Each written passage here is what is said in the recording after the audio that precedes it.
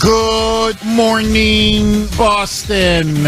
Okay, I got to tell you, you can tell Biden is badly slipping in the polls.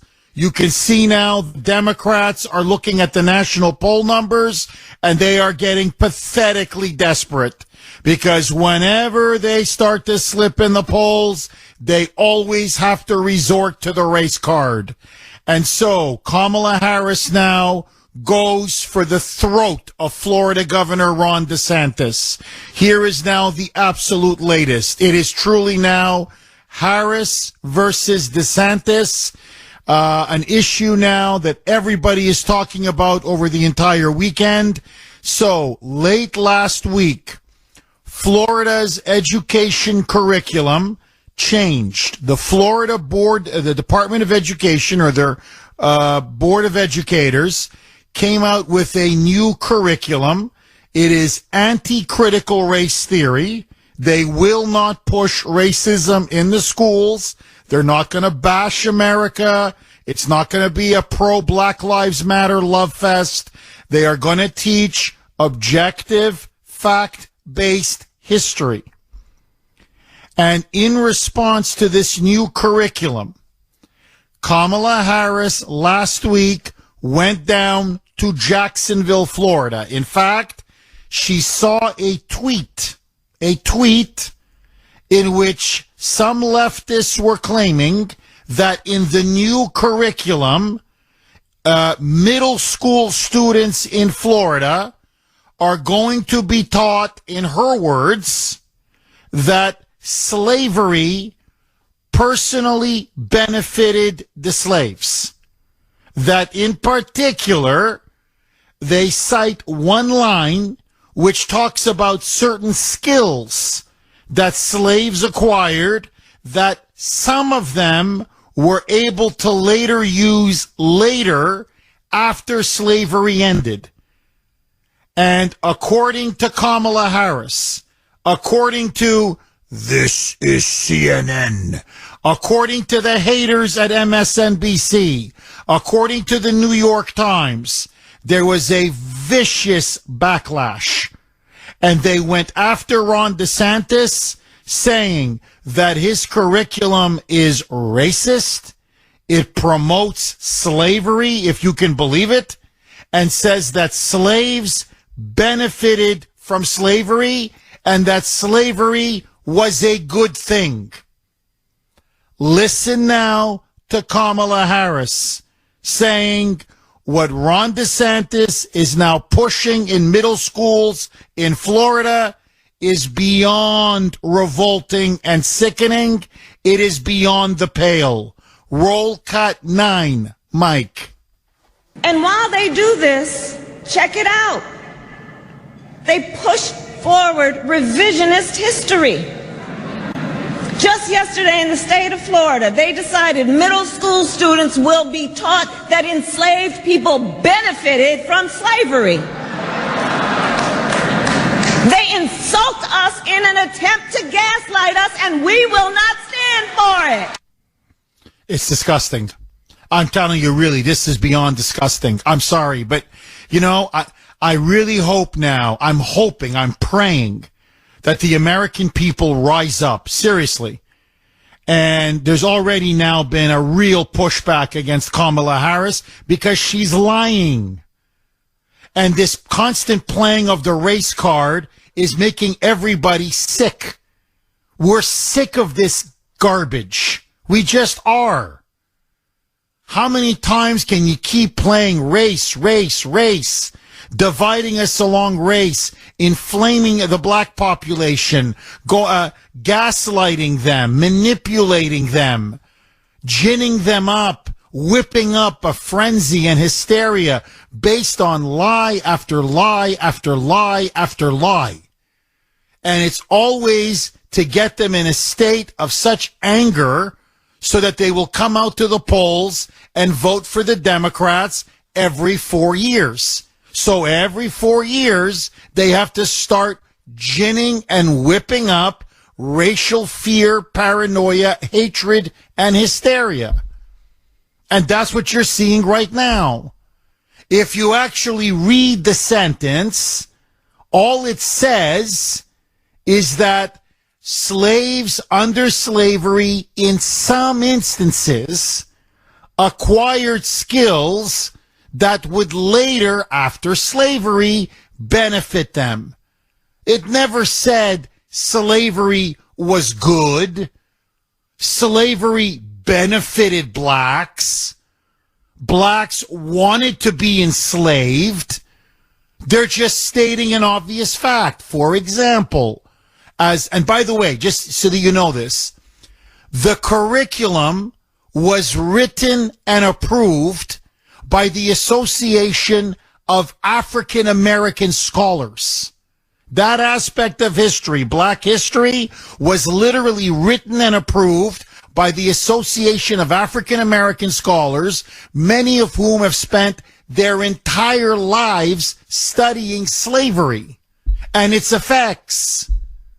And by the way, as I told Grace last night, because we were talking about this over dinner, I have a stack of textbooks, a stack that I used to give to my students, standard American history textbooks that were taught in almost every major North American university, all of them written, by the way, by liberal historians. One of them, Alan Brinkley, professor of history at Columbia University, uber liberal. All of them said the exact same thing because it's just the basic facts. In some instances, the nature of slavery benefited some slaves in terms of giving them certain skills that after emancipation, after the end of the Civil War, they were able to use. Now, it's a fact. For example, they had to learn to work in the fields, plant agricultural crops. Well, after Civil War, those skills were then used by them as farmers when they got their own land and their own farms and were able to plant. Many of them were trained as blacksmiths. Many of them were trained as tailors. And so, after slavery ended, some of them got into blacksmithing, or some of them got into tailoring. Okay? It doesn't mean they wanted to be enslaved. Slavery was a great thing. They wish they were enslaved. Slavery benefited them. No, stupid. Stupid. All they're saying is, yes, because they had to be trained in certain fields, in certain disciplines. Some of those formerly freed, these former slaves, were able to take some of the skills that they had acquired under slavery, and they managed to use it to benefit them and their families after they were emancipated. Like what? We're not supposed to tell the truth now? That's not how things roll in the United States of America now? Here, my grandfather, who was in a freaking gulag for 3 years, afterwards said, well, we had to make armaments. We had to make artillery shells. We had to make bullets. They forced us to make weapons. He goes, hey, I was able to make armaments and bullets. So I was trained as a machinist. So I used that skill later when I had to work on a factory floor when I immigrated to Canada. Okay? It's not, being in a gulag, Jeff. Oh, it was the time of my life, baby. Oh, it was all worth it just to be trained as a machinist. No. It was horrible. Of course it was horrible. But the point is, if you're looking for a stupid silver lining, at least we got that skill out of it. At least something came out of it. So now, for literally speaking the truth, for documenting what really happened in the 19th century, before the Civil War, after the Civil War, under slavery, after emancipation, all of a sudden now, Ron DeSantis is pro-slavery? All of a sudden now, I mean, this is really disgusting. All of a sudden now, Florida is pushing a curriculum to 6th, 7th, and 8th graders that, according to Kamala in the White House and being repeated by the NAACP and by their talking heads, their mouthpieces, their lapdogs in the media, all of a sudden now, Florida is teaching its students slavery was great. Oh, it benefited the slaves. You're sick. You're sick. You're sick. You're twisted. You're insane. All you are doing is polarizing people, poisoning race relations, pitting people against each other, and you are deliberately distorting what is being taught in Florida schools. My friends, I don't know about you, but I'm sick of it. I'm sick of the race card, and I'm sick of all the lies. 617-266-6868 is the number. Okay, all hell has now broken loose over the new education curriculum in Florida for middle school students. This was as a result of the Stop Woke Act, which wants to ban the teaching of critical race theory, which is, it's racism. It's anti-white racism, anti-white bigotry.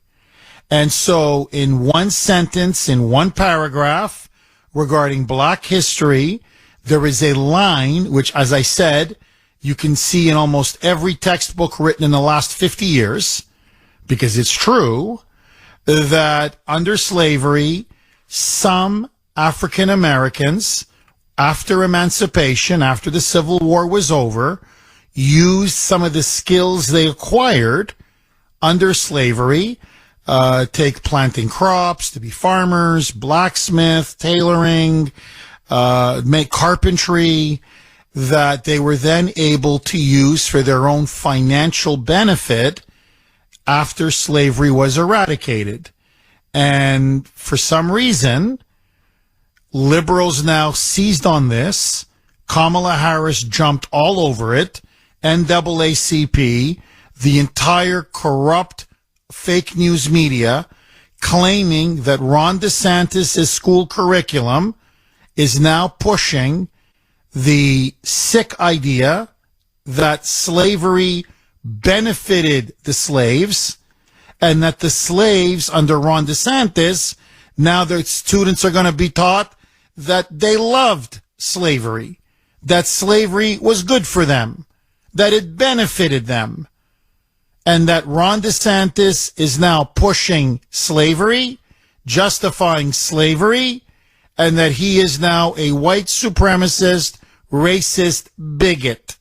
Listen now to Kamala Harris saying, this is her speech in Jacksonville, Florida, where she says she goes down to Florida and she tells a Democrat audience, I saw this on Twitter, I read that tweet, and I said, I've got to come down to Florida right now.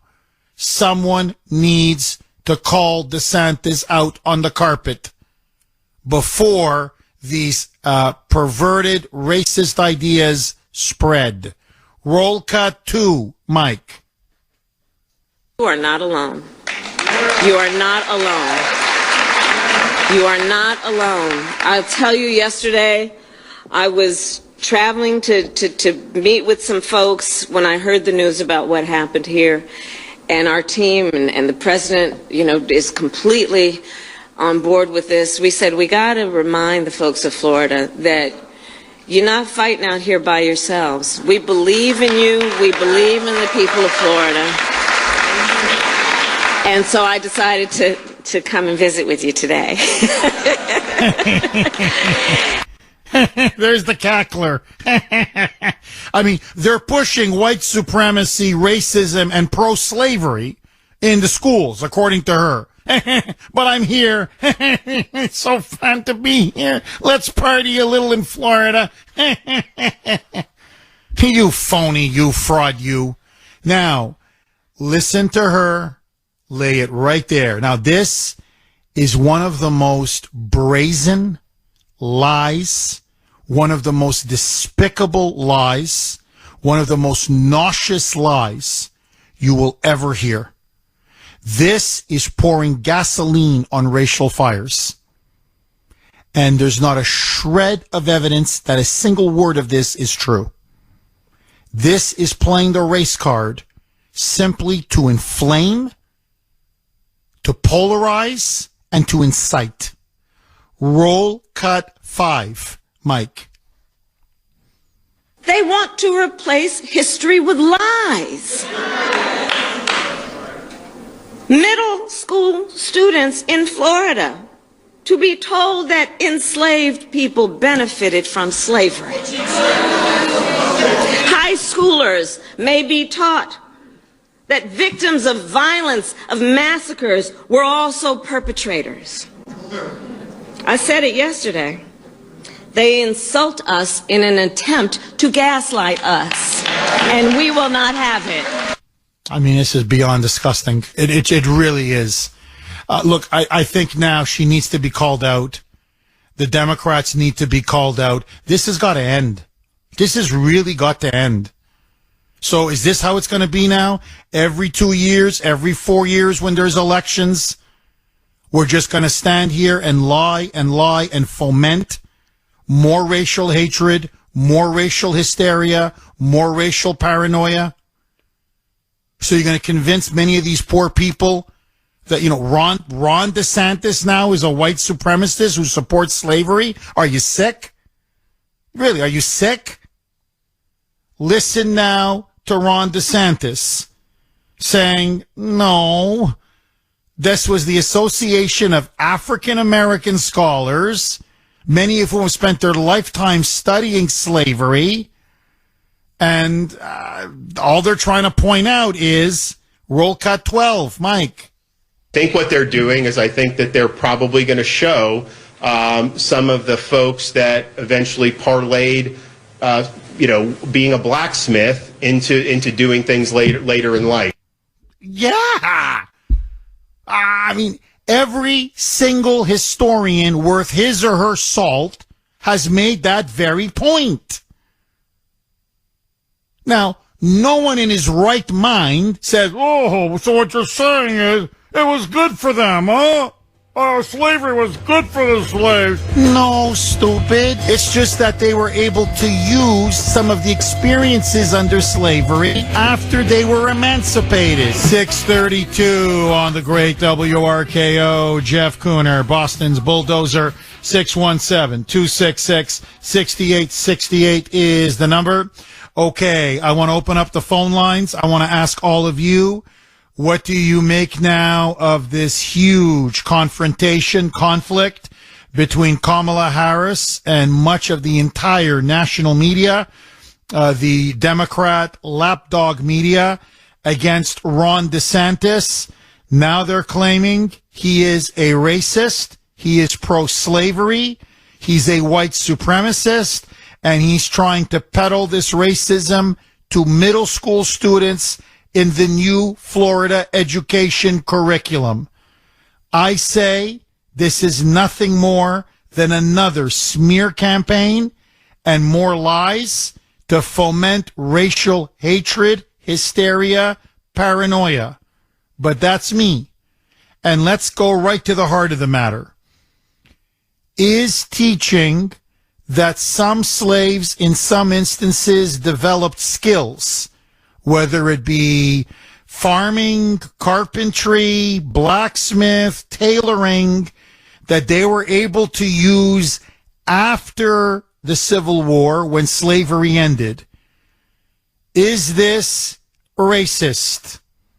Or is it simply the truth? In fact, isn't it empowering to say, yes, even though we endured, we suffered terribly, we were able to use what our oppressor did to us and turned it around for our own benefit?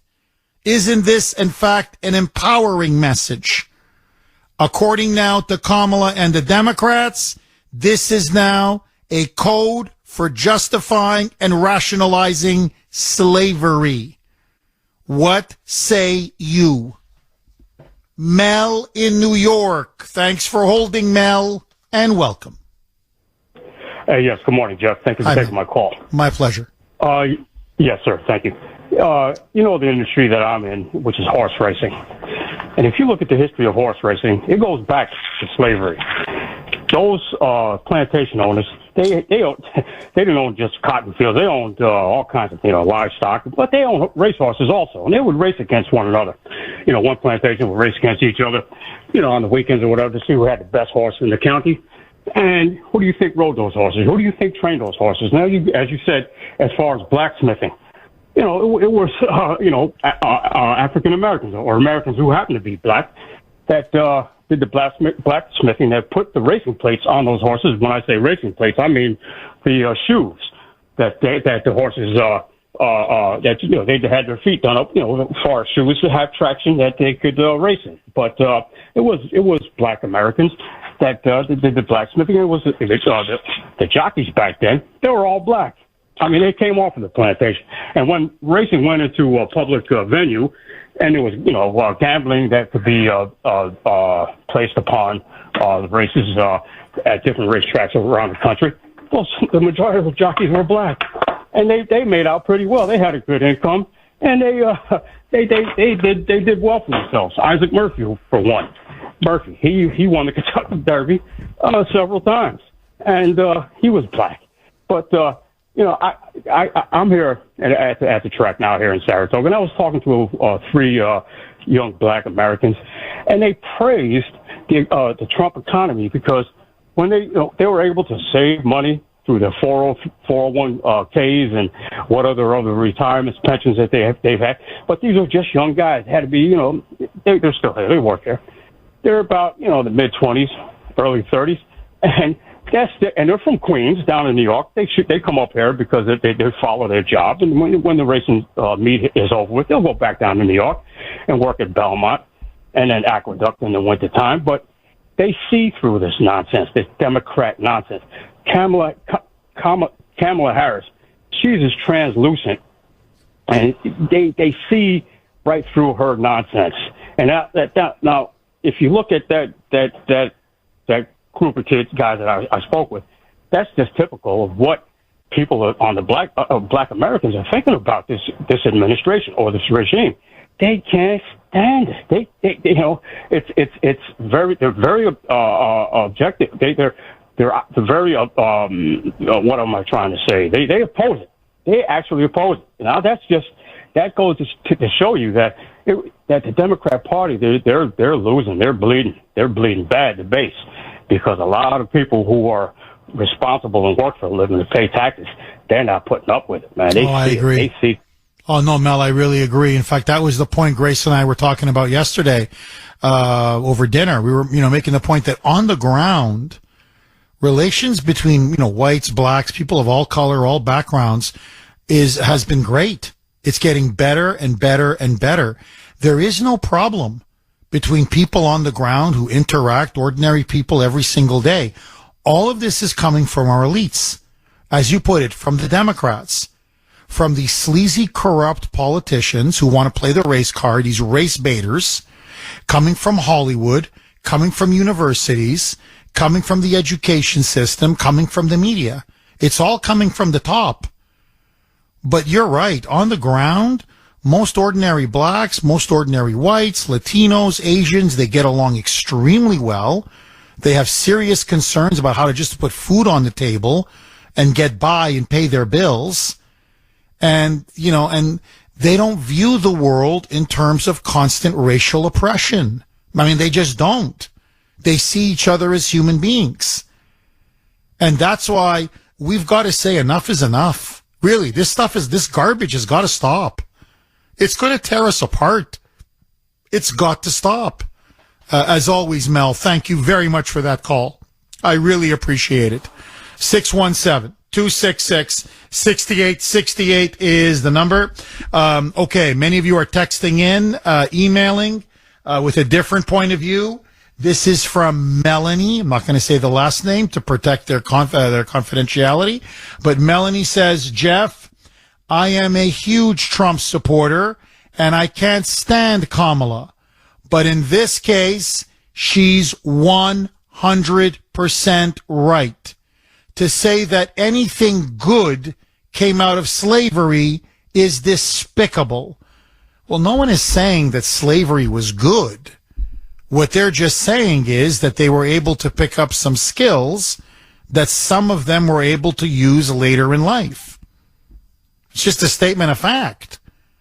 No one is saying, put them back in chains. Yeah, slavery, what it did. So, I mean, it's just, look, again, I go back to my grandfather. He was taught to be a machinist in a gulag. He never once said to me, gulags now, gulags forever.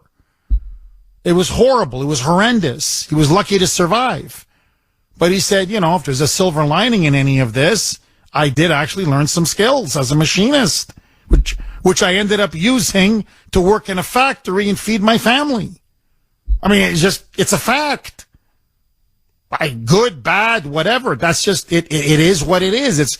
Life is more complex and a little more gray than woke leftists like Kamala Harris want us to believe.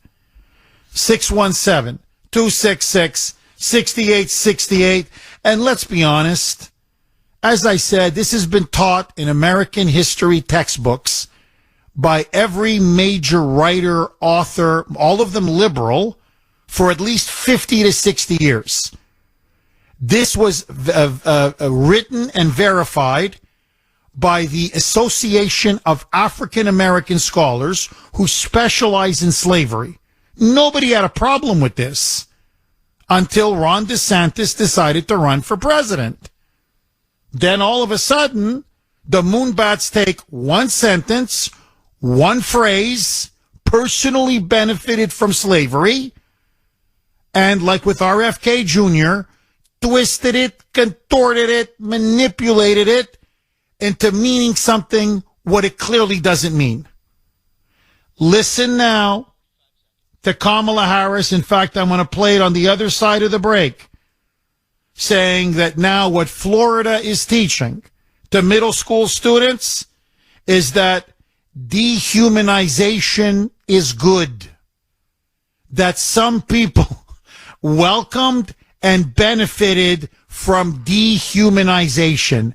I mean, the level of demagoguery here, I'm telling, it's so perverse. It's so disgusting. We as a country have to say, you know what? Knock it off. Enough is enough. Enough is enough. We've got real problems. More next. 617-266-6868 is the number. Okay, Kamala Harris, liberals, Democrats, the media now go on the absolute offensive against Ron DeSantis and his new anti-woke curriculum for middle school students in Florida, claiming, he supports slavery.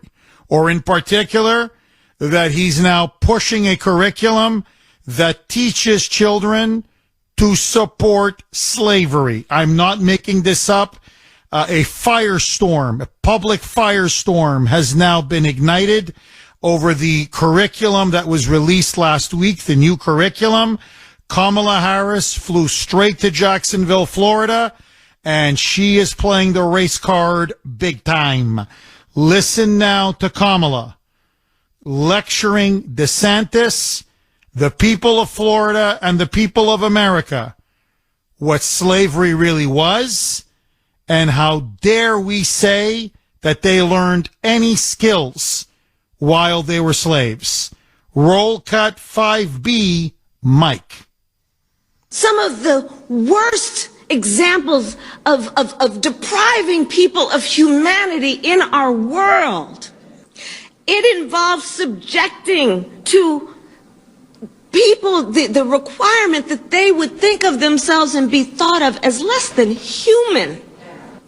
So in the context of that, how is it that anyone could suggest that in the midst of these atrocities, that there was any benefit to being subjected to this level of dehumanization?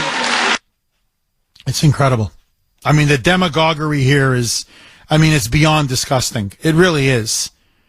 You know, Stalin built dams. Okay. He built hydroelectric power plants. Okay. Now, the point being that is it worth 40 million dead? Of course not. Was it a brutal totalitarian regime? Of course. But there were some benefits. I mean, hello? I mean, I'm sorry. The Roman Empire was a brutally oppressive empire. People still kept some aspects of the Roman Empire when the Roman Empire disintegrated. Hello? I'm sorry. It's just, this is so stupid. I swear to argue. I'm like, are you that cynical? Are you just there to foment racial hatred and grievance? Are you just pure race baiting?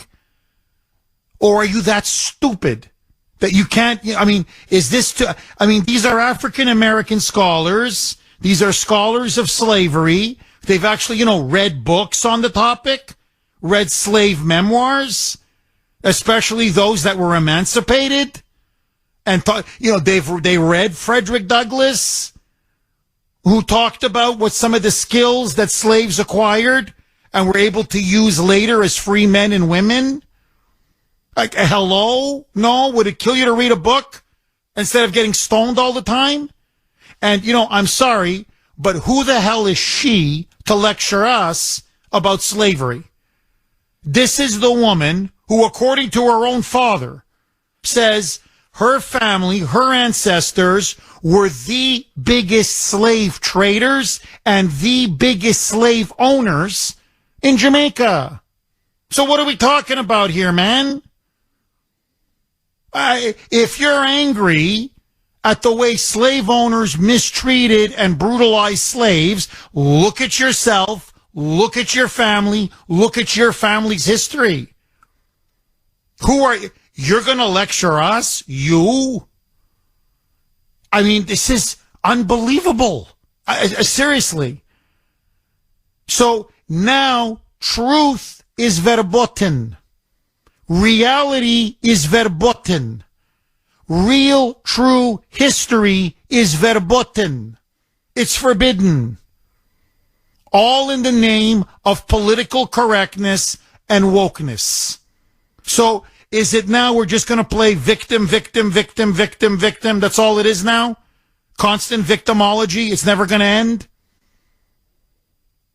And by the way, like seriously, no, really, all the problems that we face in our education system, we're graduating illiterates. They can't read.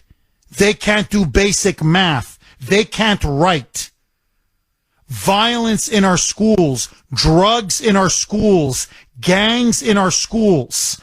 Never mind the chaos at the border, economic malaise, our crime-infested cities, a potential World War III in Ukraine.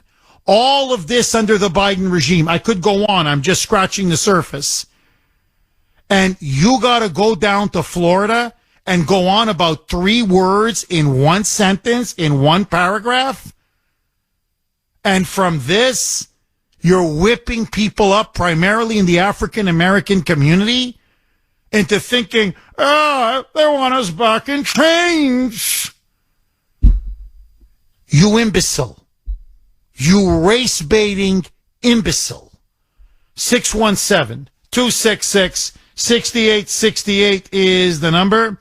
Let's go to Steve in Texas. Thanks for holding, Steve, and welcome. Hey, good morning, Jeff. Hi, Steve.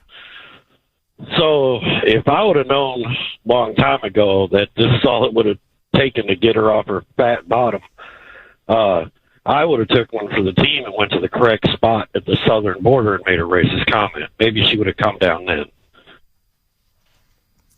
Oh, you mean, that's a very good point. You mean she flies down to Florida on a dime to race bait, but she hasn't been to the border in 2.5 years, correct? Yeah, and then when she went to the wrong spot. She didn't go to where there was a high volume of illegals crossing the border. She just went to the fluff piece that, where they had the nice detention center. They didn't go, she didn't go where the real chaos was. So, Steve, do you think the people of Florida and the people of the United States, are they going to fall for this every 4 years? Like, after a while, is this going to be like, Charlie Brown? Is this, and Lucy with the football? Are we going to fall for it every time? Or do you think eventually the American people are going to say, can you just knock it off? Just seriously, stop it with the constant whining, the constant victimology, the constant race baiting. Like, can we just move ahead and stop wallowing in the past and playing up the victim card over? And how long are they going to go on about this? Like, seriously. One phrase, which is, by the way, historically completely accurate. And from this, Ron DeSantis is the second coming of the KKK. Well, I think so. Every Democrat that I know that hated Trump, they're silent. They have nothing but crickets from these people. They're seeing their wallets just shrink. It's getting bad. They're seeing the prices on everything go up, and they're not saying anything. And I think that mainstream media is dying, and the internet is really backfiring on these elites. They are no longer able to suppress news, and it's coming back to bite them. And I don't think they're going to be able to continue this charade much longer. I agree, Steve. I completely agree. She's getting shredded on social media.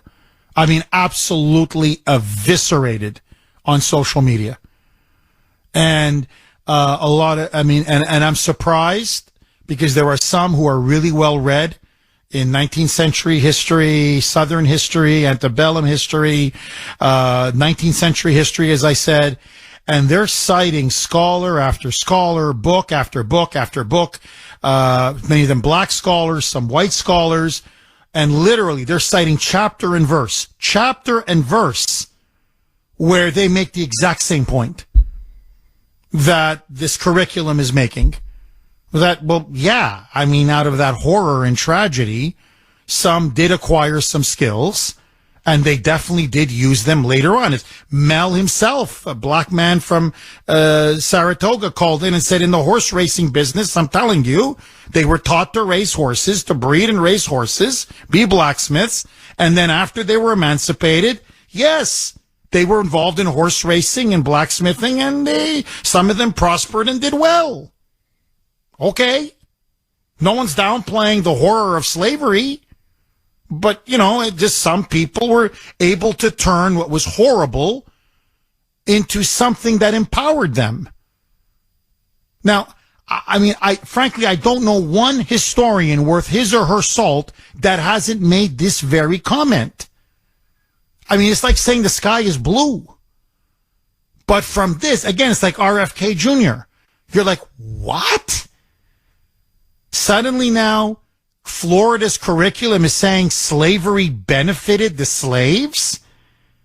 No, it doesn't say that. Read the curriculum. It excoriates slavery, but it gives students the full picture, the whole truth. What's wrong with that? Well, I think that,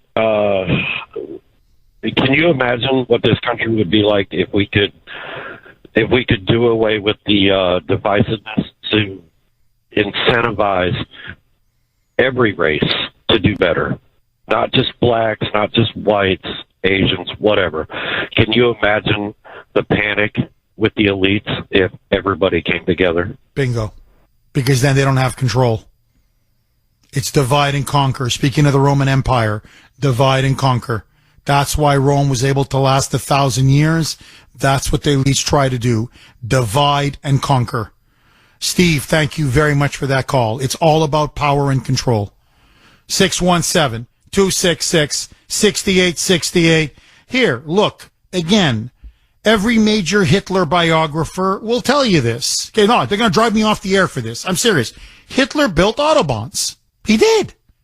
Or whatever. He ordered people and they built the Autobahns. Okay? Hitler approved paid vacations for workers. Okay? Does Jeff Kuhner support Autobahns? Yeah. Does Jeff Kuhner support paid vacations for workers? Yeah. Exactly, Mike. You support Hitler. No, I can't stand the guy. He killed half my family, for God's sakes. Like, what are you talking about? But, you know, there was a reason why. Yes, there was anti-Semitism, of course, and massive hatred that drove Hitler's phenomenon. But, you know, as Ian Kershaw, maybe the definitive biographer, said, Hitler was able to turn around Germany's economy. And many countries looked at Hitler's Germany as the model of the future. So he had some successes to show for it. It's just a fact. It doesn't mean it's worth it. It doesn't mean you're a Nazi. It doesn't mean you're like, Hitler forever, baby. In other words, it's a nuanced picture.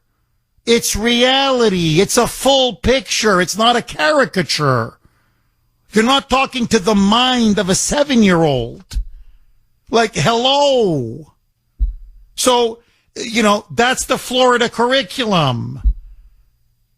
You know, it's a full, total picture. This is so, I mean, it's like, and she knows that. They all know that. But no, they just want to play now on cheap emotion. That's what this is about. Now they just want to whip people up into a frenzy. Distort what was said, distort the curriculum deliberately in order to paint DeSantis as some kind of a white supremacist monster. 617-266-6868. To give you an example, here, okay? Let's leave slavery off the table for a second. This is Kamala in Florida. This is now what she's saying, pornography in school libraries. This is what they're talking about in Florida. Banning gay pornography, literally gay pornography, gay sex, in school libraries to 7, 8, 9-year-olds. Now, here are the Democrats. Here's Kamala. Roll cut 1, Mike. And what is happening here in Florida?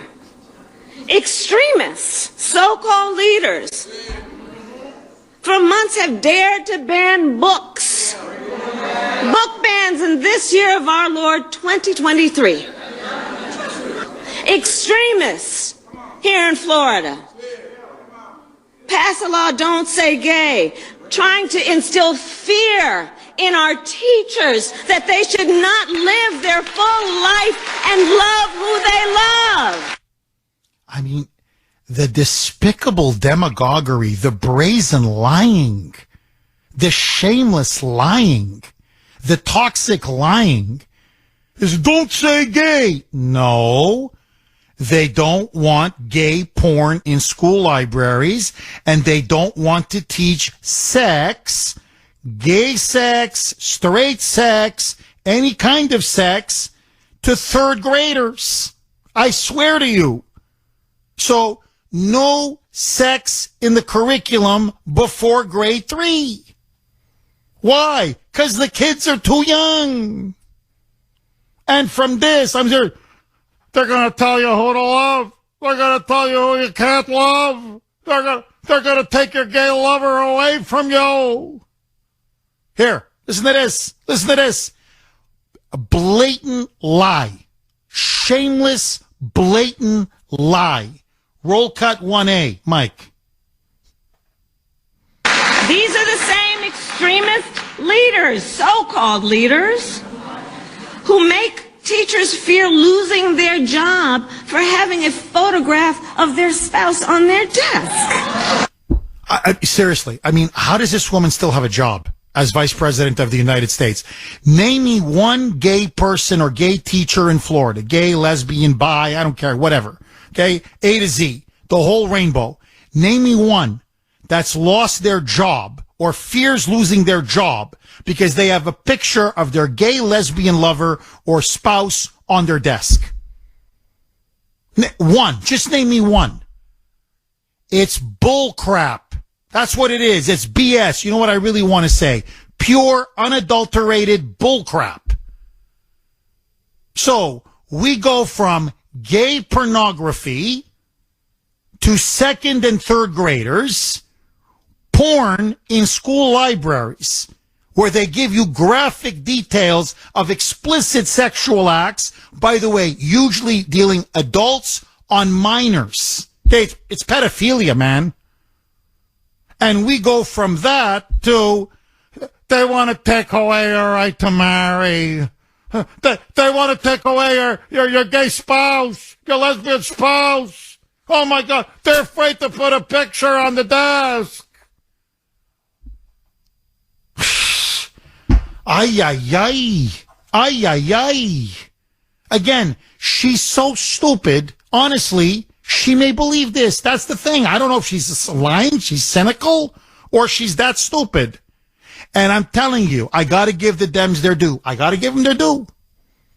Why would you stick someone like her as your vice president? She's more than useless. She's the border czar, never been to the border. She's the climate change czar, doesn't do anything for the climate. She's czar after czar after czar after czar. The woman doesn't do anything except cackle. But I'll tell you this, she's the ultimate insurance against the 25th Amendment. The biggest thing holding back Republicans from impeaching Joe Biden, well, then we get her. I mean, do we really want to get her? So that's the only reason why she's there. She's so incompetent, so ignorant, seriously, so stupid, that she actually makes that senile buffoon in the White House look good compared to her. That's the only purpose that she serves. She's an insurance policy. 617-266-6868 is the number. Rich in the great state of Tennessee. Thanks for holding, Rich, and welcome. Good morning, Jeff. How are you? I'm good. How are you, Rich? Very good. I moved down here 2 years ago. I escaped Massachusetts, so. But I've learned of a slave that was down here. His name was Nearest Green. He preferred to be called Uncle Nearest. And he distilled whiskey.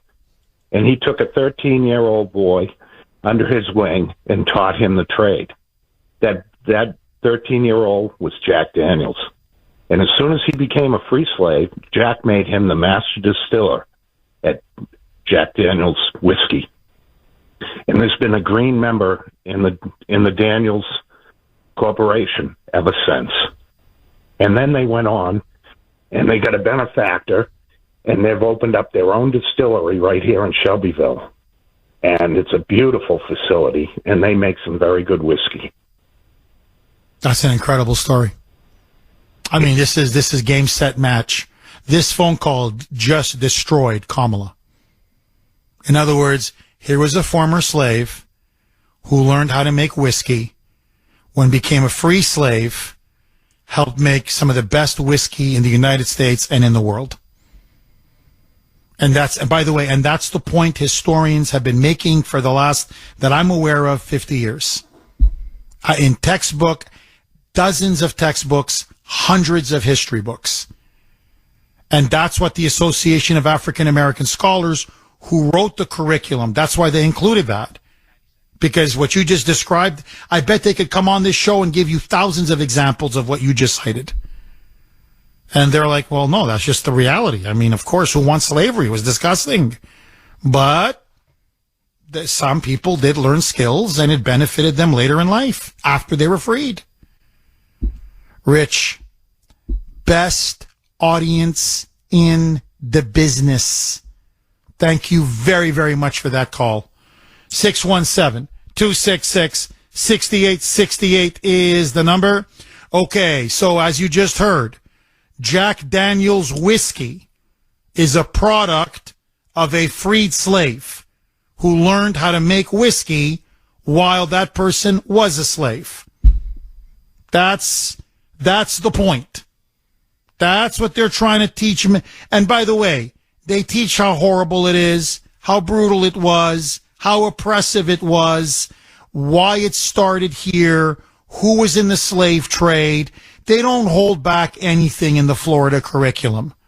But it's called giving you the full picture, the whole truth. It's called history. Jeff Kuhner, Boston's Bulldozer, 617-266-6868 is the number. Okay, you know this would not be a Democrat speech. It would not be a speech by either Kamala or Biden if they didn't invoke Hitler, the Nazis, or Holocaust denial, because that's how they roll. You oppose them, you support the Holocaust, you're a Nazi, you're a Hitler lover.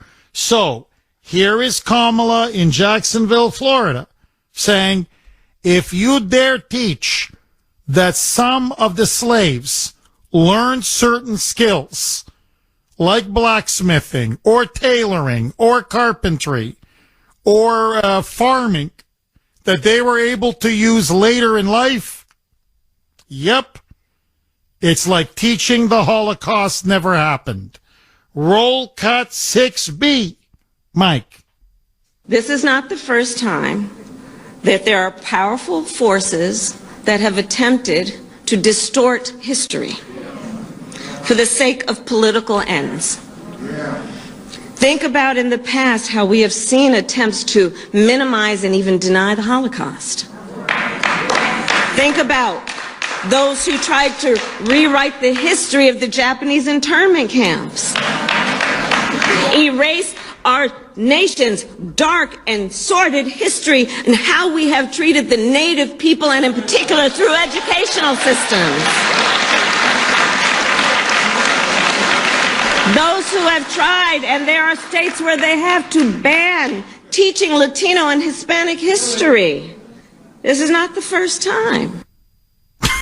Okay, what states are trying to ban the teaching of Latino or Hispanic history? Like, where do they come up with? By the way, who's trying to rewrite the history of the Japanese internment camps? Which, by the way, it was under FDR and the Democrats.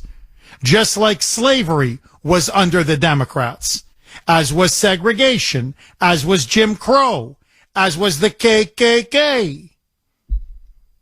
The dreck, the garbage that comes out of this woman's mouth. But look, let's leave everything else off the table, okay? Let it all go. What about your family's history? What about how many slaves you owned in Jamaica, your family owned in Jamaica? How many did you trade in? How many did you own? Because according to your father and according to the history books, which you never want to seem to cite, your family was one of the biggest, if not the biggest, slave owners and slave traders in the entire Caribbean. And you're lecturing us? Get lost. Get lost. Typical Democrat. If they didn't have double standards, they'd have no standards. 617-266-6868 is the number. Will, speaking of Florida, in Florida. Thanks for holding, Will, and welcome. Good morning, Jeff. You're on fire today. Thank you. Thank you, Will.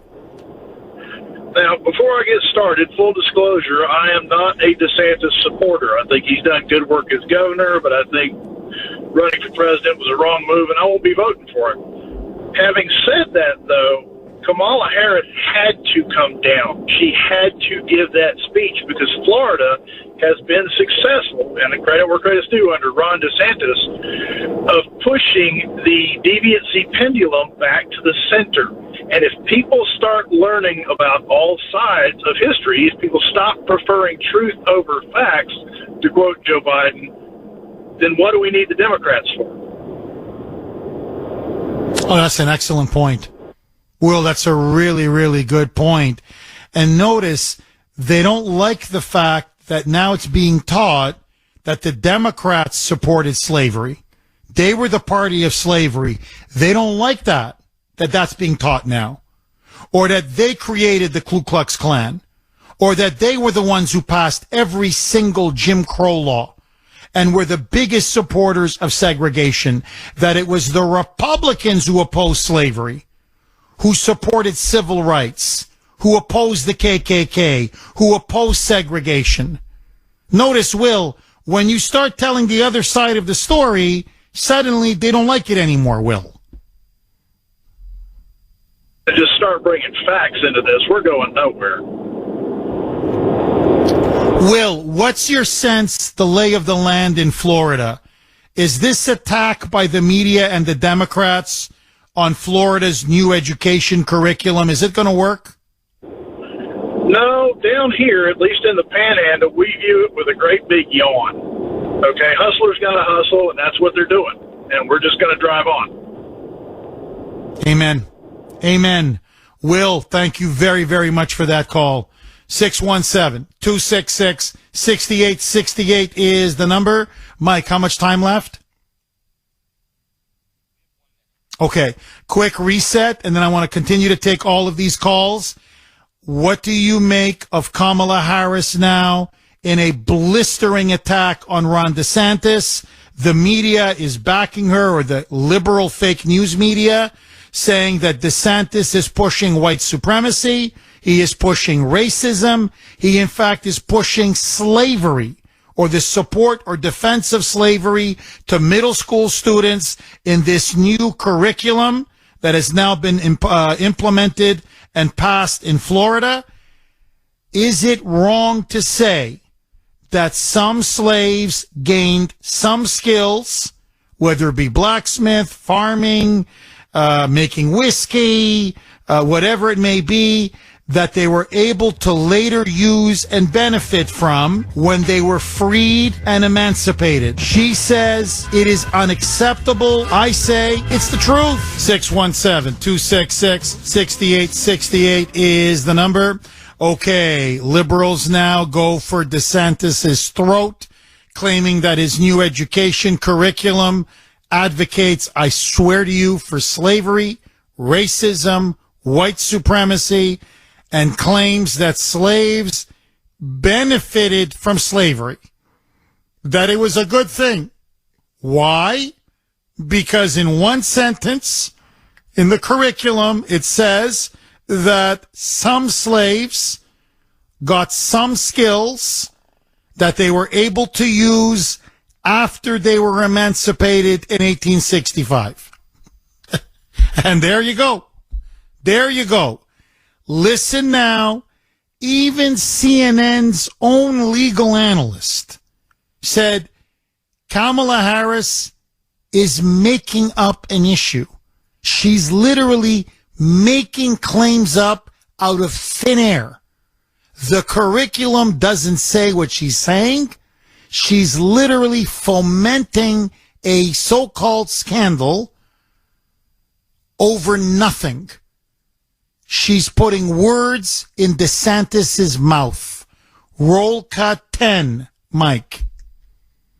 It's amazing to me that how little Kamala Harris apparently has to do, that she can read something on Twitter one day and be on an airplane the next to make something literally out of nothing. This is a completely made-up deal.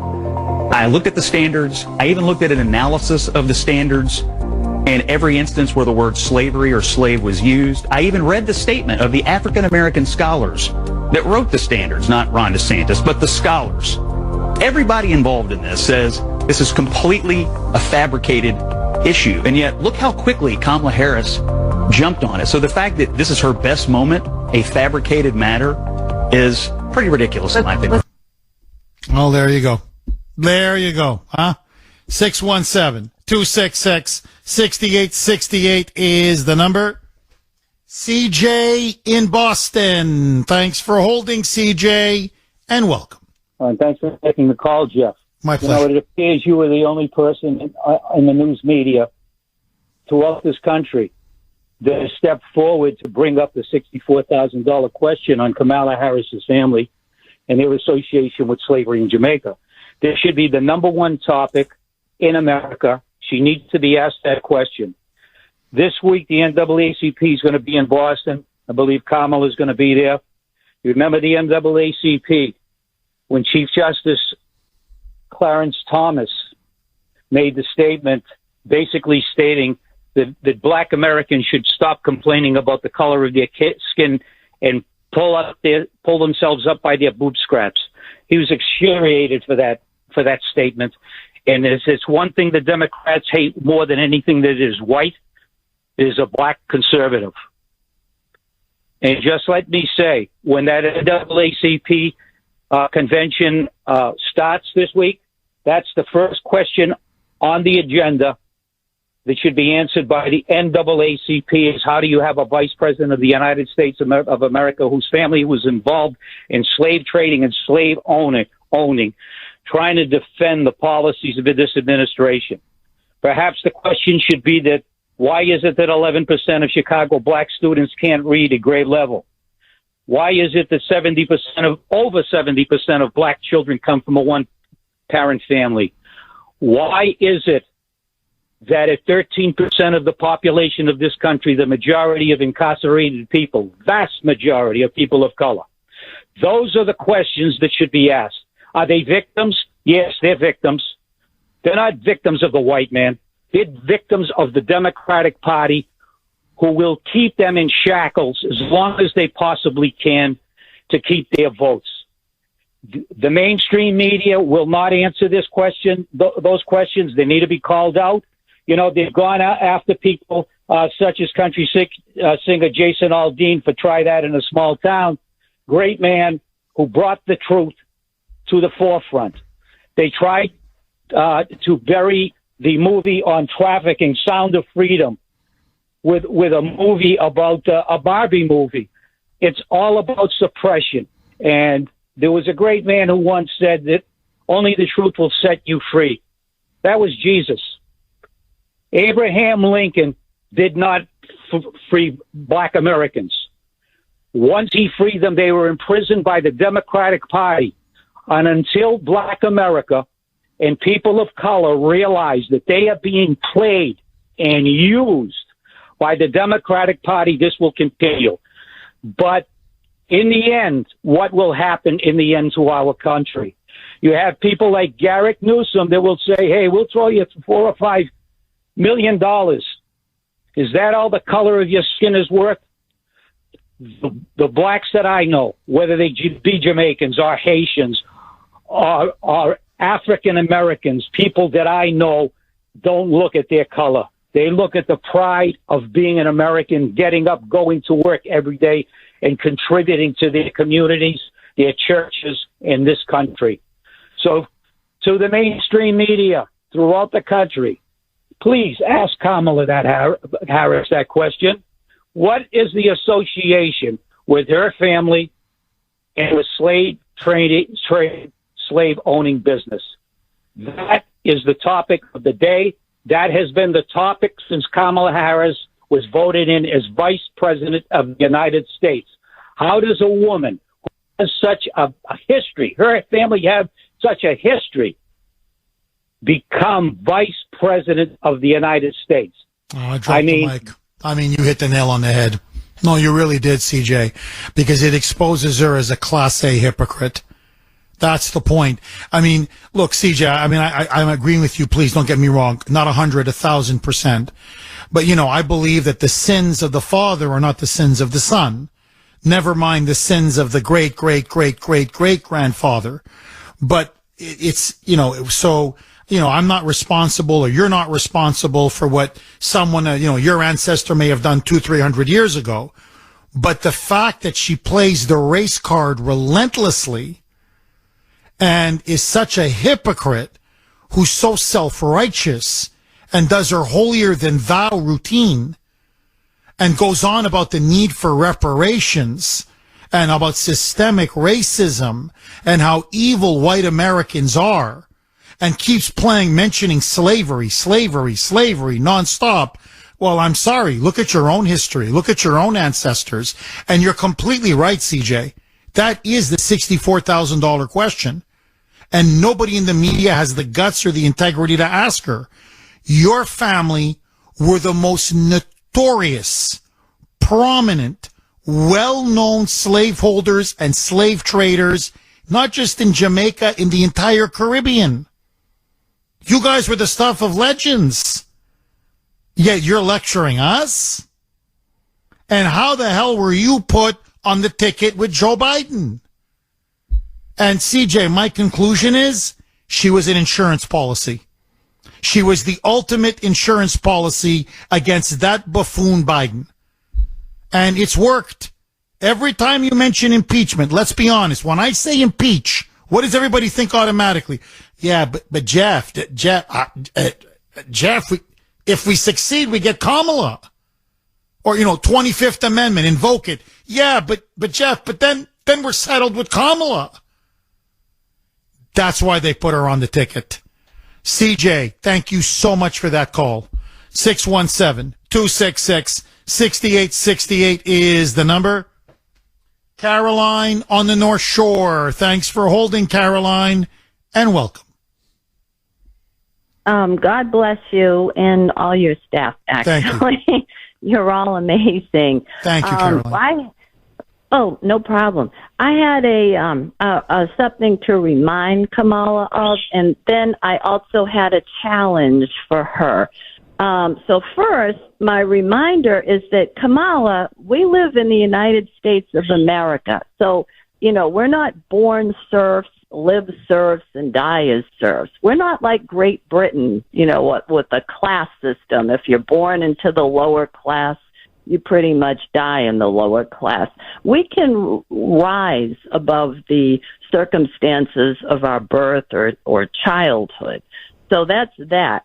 And that leads me to my challenge. I would love it if Kamala would take a few minutes out of her day when she's not flying around the country and open a history book and turn to a chapter on George Washington Carver, who was born in the South, enslaved, because he was born around the Civil War or during the Civil War, like between 1860, 1864. And someone I studied when I was, 9 or 10. So we're talking, Jeff, I'll give away my age a little bit. We're talking like a half a century. And yet I remembered this man for 50 years and his contributions to agriculture and farming and science. And this little boy who was born enslaved, orphan, I'm not going to go through his whole history, but suffice to say he finished college at finished high school at 20. He went on to college. He became a leading scientist, expert in farming, agriculture, and he taught both blacks and whites. Caroline, you're completely right. 7:49 on the great WRKO. Jeff Kuhner, Boston's Bulldozer. 617-266-6868. Okay. A firestorm, there's just no other way to put it, has now been unleashed due to Kamala Harris. Apparently she read a tweet, saw a tweet, didn't even bother to verify if it's true or not, from the NAACP, and she flew right down to Jacksonville, Florida. Here's what she said. Roll cut 5. Mike. They want to replace history with lies. Middle school students in Florida to be told that enslaved people benefited from slavery. High schoolers may be taught that victims of violence, of massacres, were also perpetrators. I said it yesterday. They insult us in an attempt to gaslight us, and we will not have it. Unbelievable. I mean, really unbelievable. So the Kuhner Country poll question of the day, sponsored by Kelly Financial Services. Is Kamala Harris trying to gaslight us by saying that Florida's new education curriculum, which was just implemented last week, supports slavery, says that slavery is a good thing. Is it Kamala that's actually the one who's trying to manipulate us, gaslight us? Yes or no? I say obviously it's yes. The only gaslighter is her, but that's me. I want to hear from you. 617-266-6868.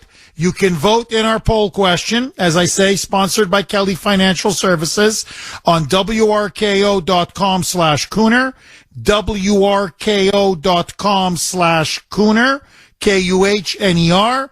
And as always, you can vote via Twitter. Our handle there, at the Kuhner Report, all one word, Kuhner. Okay, and let me throw this log over the fire. Last night, Grace's friend joined us for dinner. She's been here for a couple days. She came down from Canada. They're very dear friends, childhood friends. She's going to be heading back today. And we were just talking about Kamala, her comments, how she's whipped up people at the NAACP, the CNN, MSNBC, the mainstream media, all of them now piling on Ron DeSantis, calling him a white supremacist, a supporter of slavery. And, she just commented on her own, Grace's friend, why does this country always talk about race? They're obsessed with race. Everything is race. It never ends. It's race in the morning, race in the afternoon, race in the evening. And I said, it's funny you should say that, because Grace and I are sick of talking about race. Sick of it. Especially when it's election time. Whenever Democrat support starts slipping, whenever they feel their political coalition is in jeopardy, or they're low in the polls like they are under Biden, they always manufacture racial incidents. Always make stuff up, fabricate things that don't exist in order to gin up racial animosity and racial hysteria. And I said, honestly, it's the only thing about living in the United States that I just can't stand. The constant prevalence of race in the media, in university, from the Democrats, the politicians, in Hollywood, television. It's just they can't stop talking about race. And so what I want to ask all of you, are you sick of it? Are you really sick of it? I'm nauseous. I'm serious. It's nauseating. I'm nauseous. I am sick and tired of talking about race. And I'm sorry, but someone has to say it. The highest group or racial ethnic group in terms of earning per capita are Indian Americans from India. Okay, their skin is quite brown. Nigerian Americans, top 10. People who come from the Caribbean make more per capita than white Americans do. So if you're black in America, you can succeed. If you're brown, you can succeed. Those of Chinese descent, number 4 in the country, per capita income. Taiwanese, number 5 in the country. White Americans are 17th in per capita income. So if you're Asian, if you're Indian, if you're Latino, if you're black, in this country, if you work hard, put your nose to the grindstone, and practice personal responsibility and self-reliance, and you work hard, you will succeed. There's no question about it. So I'm sick and tired of the whining, the moaning, the bitching, the complaining, the constant victimology, going back now 150 years, 170 years, 200 years. It's always someone else's fault. No. Look at yourself in the mirror, man. You want to achieve something in life in America? Go and get it. If you think that's what you're worth, go out and get it. But constantly blaming others or the past or for, the problems of today, it's ridiculous. Here, how many examples have we had just this morning of African Americans born into slavery who ended up Jack Daniels, creating one of the greatest whiskey companies in the world? George Washington caper that she talked about before, the woman that just called in a few callers ago, saying one of the most notorious, one of the most famous scientists and agricultural researchers in America ended up teaching both blacks and whites. So even the slaves, when they were freed, were able to rise. Obviously not in the segregated South, but in other parts of the United States. Never mind today. But again, blame Whitey, blame Republicans, blame DeSantis, blame Trump, blame everybody but yourself. Well, I'm sorry. I'm sick of it. I really am. So we're done. We're done. I don't want any more conversations on race. I don't want to talk about racism. I don't want to talk about slavery. I just don't want to talk about it anymore, man. Like, really. I'm going to throw up. We've got real serious problems. And if we don't fix them, our whole country is going down. So let's stop talking about race, treat each other as Americans, as individuals, and start moving forward. Because I'm telling you, my friends, under Biden and the Democrats, they have dug us a very deep hole. Starting with Kamala Harris. 617-266-6868. Agree, disagree. Paul in Newburyport. Thanks for holding, Paul, and welcome. Good morning, Jeff. Hi, Paul. Hey, I just wanted to put a little conversation here about Kamala Harris, and I was telling the young lady on the phone that I'm from a mixed race family, and my granddaughter, she saw the news, saw Kamala Harris, and her question was, did Kamala Harris think that slaves were stupid or lacking the intelligence that they could learn a skill or a trade that they were taught and then be able around and use it against their oppressor? So my granddaughter was just completely stunned that Kamala Harris just didn't think that the blacks could rise above and move forward. So that's all I had to say. Oh, Paul, you're dead on. No, I mean, that's the other thing. Look how condescending they are, frankly, towards blacks and towards slaves. Again, look, slavery was horrible. Of course, it's disgusting. I always urge people, go to that large plantation that I went to in Charleston, and you'll see the quarters they slept in and the lives they had to lead. And, I mean, it makes your hair stand on the back of your neck. It's revolting. But the fact of the matter is, you're right. They were able to turn things around on their oppressor. The oppressor tried to keep them down. But in order to get productivity out of them, so that, make them their clothes, take care of their horses, work in their fields, build their barns, whatever. They had to teach them certain skills. And lo and behold, when the Civil War ended and the slaves were freed, at least for Reconstruction, until the Democrats were able to reimpose segregation, they were able to use those skills to their benefit. Of course, they turned it around on their oppressors. So in other words, they became empowered. You know, they're not lazy, stupid, useless, mindless.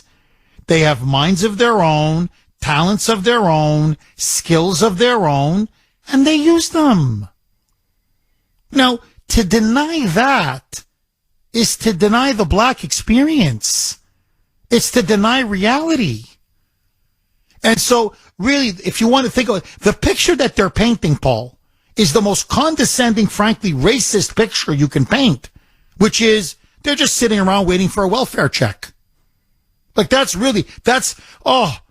so oppressed. Oh, they were just so submerged.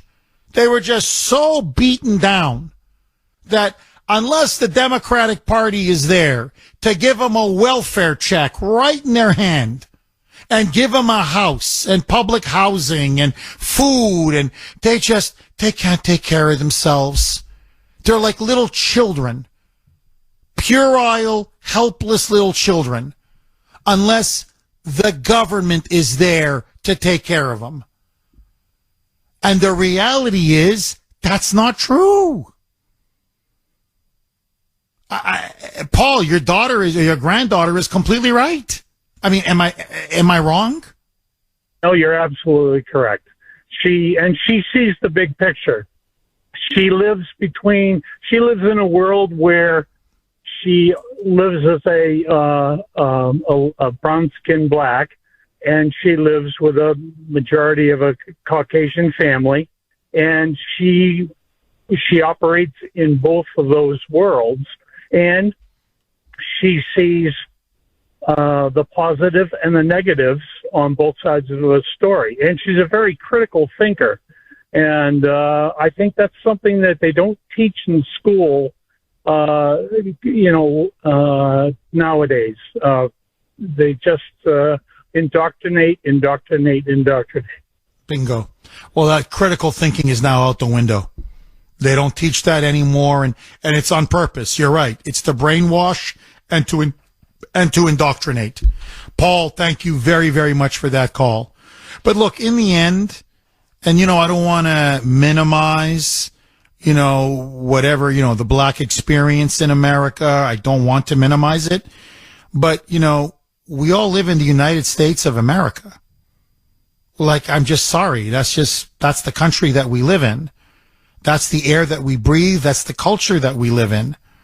So either we get along and learn to get along, or we're going to tear each other apart. And I look at someone like Kamala and Joe Biden and the Democrats, and all they want to do is simply tear us apart. By race, by ethnicity, by gender, by sexual orientation. Now it's not even that, it's transgenderism. But just across the board, all they want to do is divide. Jonathan, my paisan in Foxborough. Thanks for holding, Jonathan, and welcome. How you doing, Jeff? How are things? Good. I had a nice weekend until I started to hear all this stuff from Kamala. To tell you something, I watched her, and the first thing that struck me was never has she spoken so clearly, except when she was at the border when they were whipping the migrants back in 2021. She will fly in, and her speech will be clearer than she can ever be about anything that's important when it has to do with race baiting or anything on this level.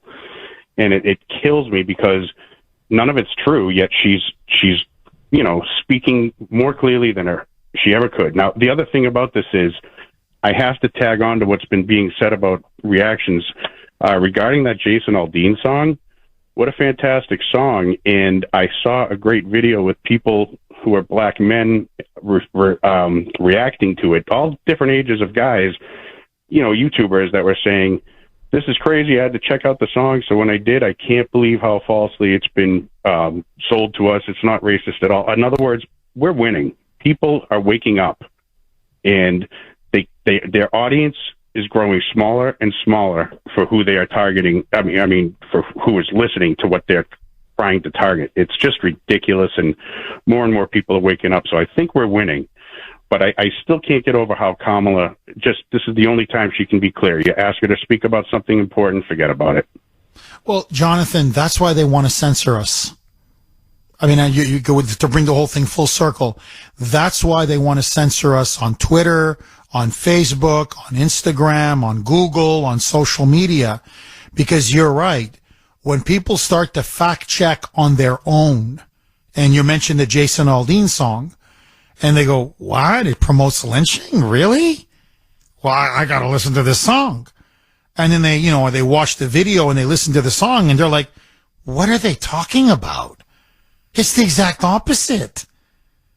And by the way, it's a very powerful video. It's an incredible song. And it talks about community, neighbor protecting neighbor.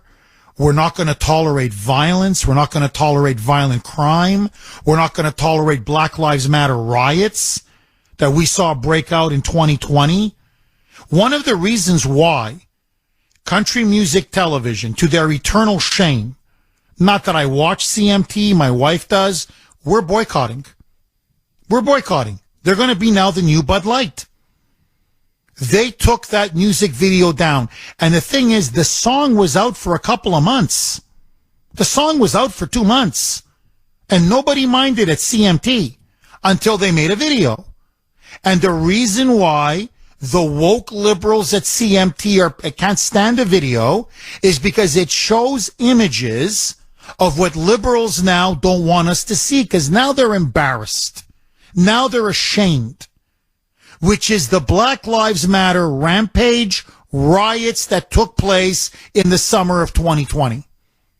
That the Bills in Sudbury and the Bens in North Andover and Kamala Harris, remember she contributed to that bail fund, and Joe Biden and CNN and MSNBC and the New York Times and the Washington Post, all of them to their eternal shame supported.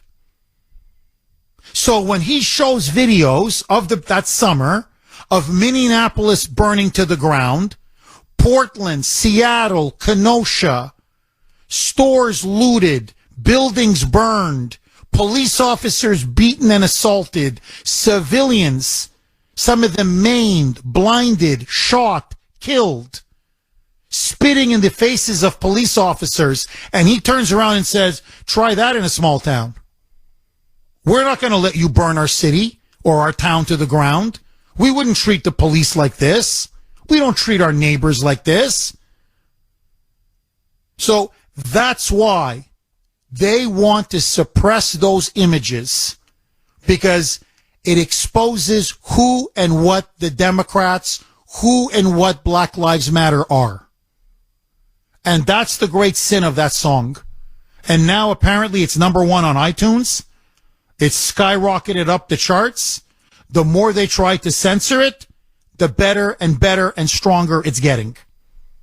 So you're right, Jonathan. We're winning. The truth shall set you free. Jonathan, thank you very, very much for that call. And just, by the way, just as a super, super quick aside, it's a well-written song. It's extremely well sung. I have no idea why anybody would find that song offensive, unless you're pro-criminal. And, and by the way, Jason, and they're putting so much, they want to censor that song. Jason Aldean gave a concert in Cincinnati in front of a packed crowd, and he said they're calling me a racist. They're calling me a white supremacist. They want to cancel me. The cancel mob is out to get me in this song, and they're asking me, will I continue to sing my song? And he said, here's my answer. and he started to sing. And the whole crowd started chanting, USA, USA, USA. So we're winning. There's no question about it. We're winning because we're tired of this garbage. There's nothing wrong with believing in law and order. There's nothing wrong with saying you respect authority and respect the police. There's nothing wrong with loving your country and patriotism. There's nothing wrong with loving and caring for your neighbor. There's nothing wrong with that. And to try to claim that there's something wrong or evil or that the song promotes lynching, you're crazy. Again, you're nuts. You're impugning meaning to something that just doesn't exist. They can't defeat us in argument, so they have to lie, lie, and lie. 617-266-6868. You look at the backlash to Kamala Harris. You look at the backlash to Bud Light. You look at the backlash now to CMT, Country Music Television, and their decision to take down that music video of this song, Try That in a Small Town. And you can now see, for the first time in years, we are starting to gain the upper hand in the culture war, and the woke left is now in retreat. 617-266-6868. It's time to fight back.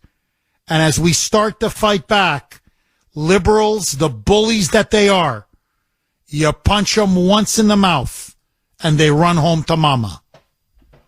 Barbara in Maryland. Thanks for holding, Barbara, and welcome. And thank you so much for taking my call this morning.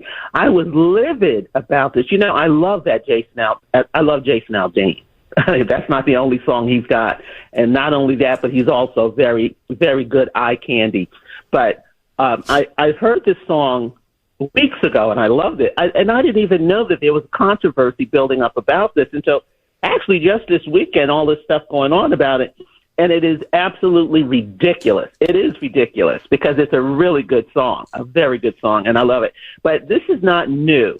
Liberals have been using slavery, and especially during Black History Month, if you notice, instead of having documentaries and maybe movies that show the accomplishments of so many Black people and the things that have happened over the years, this is when they show Django Unchained. That's what's playing. You're going to have Glory. You're going to have the types of movies that show the cruel part of slavery. And I don't mean to diminish it at all. I'm just simply saying what happened 200 years ago did happen 200 years ago.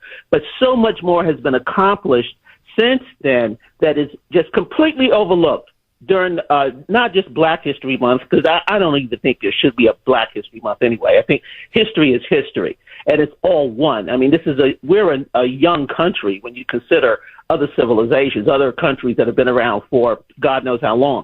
But that, aside from that, it's purposefully done to keep the anger and keep that rawness of feelings and emotions. That's why as soon as something happens, even a criminal getting killed while doing something he shouldn't have been doing, you have riots and all that stuff. It's the same type of thing, in my opinion. That's how I see it. And Kamala Harris, I have no respect for her, absolutely none. Nobody does. And it's because she is the VP is the only reason that Joe Biden is still in office. Because if there was a competent person as VP, I'm sure the Democrats would have replaced him by now. So we're stuck with her and this whole thing that's going on. And I think the Black producers and the actors, the people who are part of I call it the cabal of just keeping everybody in the dark about stuff. They need to come out and promote the good things that have happened in this country with the races as a group, not as singly Black or white, but simply as a country, the accomplishments that have been made by Blacks completely being overlooked. And it's always the racist stuff, and it really gets on my nerves. So thank you for letting me get that out. Goodness. Oh, Barbara, look, you're on fire. You're hitting it on all cylinders. Barbara, I want to ask you, of course you're an American, that goes without saying. But as an African American woman, I'm just curious, what do you think about the argument that Kamala's making that with these history books, when they teach kids that yes, some slaves were able to acquire some skills, and they point out tailoring, blacksmith, farming, carpentry, whatever, that they were able to use later in life to their benefit after slavery ended. That to say that is deeply racist and in a sense is claiming that slavery benefited blacks, that it was a good thing for blacks. What do you say to that argument? You know, she takes everything past the point of being ridiculous. You know, Kamala Harris is not a bright person. I always say every place that she got where she is in a horizontal position, it was not upright with her brain working. So with that said, it's true that a lot of skills black people got as slaves they were able to use later on in life. Of course it was. It doesn't mean that slavery was good. It just means that was just one of the benefits of it. And also a lot of slaves were educated. They got educated. You're given the impression that all of the slave owners were the worst people. They were all Simon Legrees and all this sort of stuff. That's not true. Barbara, best audience in the business. Phenomenal call. 617-266-6868 is the number. Lines are loaded. Brad in Brookline. Thanks for holding, Brad, and welcome. Jeff? Hi, Brad. Hello? Yeah, there was a woman who called you up once who said racist was a communist word, and I think what she meant by that is Trotsky gave racist a specific meaning that if you're parochial and you stand for Russia or the Slavs or something and don't follow the communist, line or cause, you're a racist. And in a way, it's being used that way today because if you don't follow the neo-communist or democratic line, you're a racist too. And actually, so am I. Under the way Trotsky used it, sort of. That's the way I think of it. And DeSantis is a racist. Trump is a racist. I mean, your callers are racist, et cetera, et cetera. Well, Brad, look, you're dead on. I mean, that's what they want to do. That's the agenda. That's the ideology they want to impose, which is to beat us down, to make us feel that if we oppose liberalism and the Democratic Party, that somehow there's something wrong with you. There's something mentally sick, mentally ill with you. It's what they did in the Soviet Union. If you opposed communism, well, how could you oppose communism? You must be mentally ill. And they would literally throw you in insane asylums and mental institutions. And so if you notice, even not just racism, if you're, against, the LGBTQ agenda, well, then you're homophobic. You're transphobic. In other words, again, you're neurotic. There's something wrong with you. You're psychotic. You have a mental problem. So that's how they want to demoralize us and beat us down. You're completely right. My sense, though, Brad, is I think people have reached their breaking point. And you look at Bud Light, you look at Jason Aldean, I could go on and on. You look at the reaction to Kamala Harris. She's being denounced as delivering an evil speech, a completely fake speech, a speech full of lies. She's being absolutely excoriated and pilloried. People have had it. And I look at these Democrats and I look at these liberals and I'm like, they're intellectually and morally bankrupt. That's why it's all smears, libels, and lies. It's all propaganda. They have nothing else to offer. They've been in power now for how many years? And look what they did to our border. Look what they've done to our cities. Look at crime. Look at inflation. Look at the systematic hollowing out of the middle class. Look at our standard of living. Look at the world. Look at foreign policy. I could go on and on. Everything they've done, everything they've touched has turned to garbage. And there's only so many times you can blame slavery or blame white people or blame straight people or blame conservatives or blame Trump supporters. There's only so many times you can go to that well. And after a while, people are going to say, we just don't believe you anymore. And I think we're at that point now, Brad. I certainly hope so. I mean, that's a bloody good song of that Jason Aldean. I mean, I managed to listen to it. It's a bloody good song. That's what I'd say. I mean, that's racist. I mean, math is racist. I mean, oh God, it's getting crazy. It is. It's becoming insane. No, you're completely right. And Brad, thank you for that call. Look, I don't want to do a million topics a show, but in Cambridge, this is where Harvard is, right? In Cambridge, now there's a big debate in the school board system whether algebra, math for middle schoolers is quote unquote racist. How the hell can algebra be racist? Right? How could math be racist? Look, 2 + 2 = 4. 1 + 1 = 2. How is that racist? That's reality. That's logic. That's reason. But now in Cambridge, I'm not kidding, they're openly debating whether algebra should be taught, if there's, quote, implicit bias, quote unquote, in algebra and math. So they want to create a woke form of mathematics. And I'm like, you don't understand. The Chinese are eating our lunch. The Koreans, the Japanese, the European Union. It's getting so bad now. Foreign students are dominating our universities. Not just here, by the way. It's up in Canada. My niece, she's in an engineering program at McGill.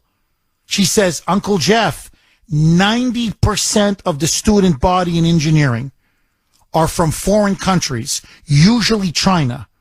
China, India, a few from Europe, Germany. She goes, there's only about 10% of us who are Canadians. And she says the scary part is we can't keep up because we're learning stuff in engineering that the Chinese learned in high school.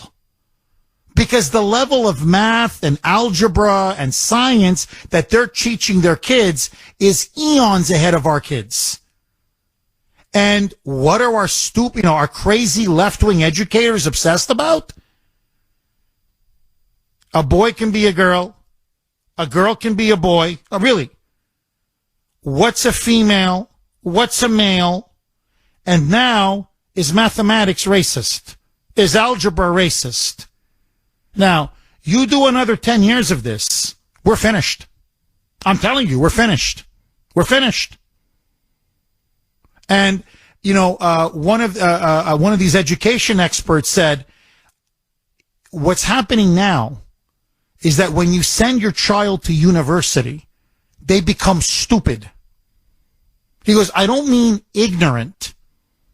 I don't mean they don't have street smarts or, whatever, or they're not formally educated.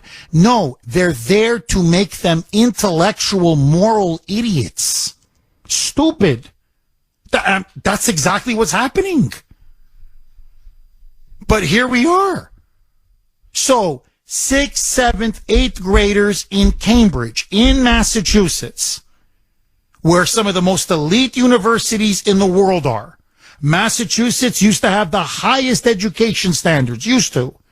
Now, middle school students may not be taught algebra or may be taught a new woke form of mathematics because 2 + 2 = 4 is a form of quote-unquote implicit bias. Now, Look up the 1930s under the Soviet Union. There was Marxist science, Marxist agriculture, Marxist mathematics. How did that work out for the Soviets? Here, I saw the Oppenheimer movie. Okay, by the way, very good movie. I think they kind of whitewash a little bit his ties to communists and how he allowed a nest of spies to spy during the Manhattan Project as Oppenheimer oversaw it. So, and they always had to take a shot at McCarthy. So there was a couple of flaws in the movie, but still, overall, very well directed, very powerful. It's a very good movie. Long story short, how did we beat Hitler in the race to the bomb? That idiot didn't believe in theoretical physics, Hitler, because he said it was quote-unquote Jewish science.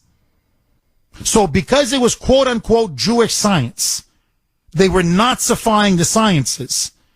He never gave his physicists the money, the resources, the ability to truly develop the bomb. Thank you, Jesus.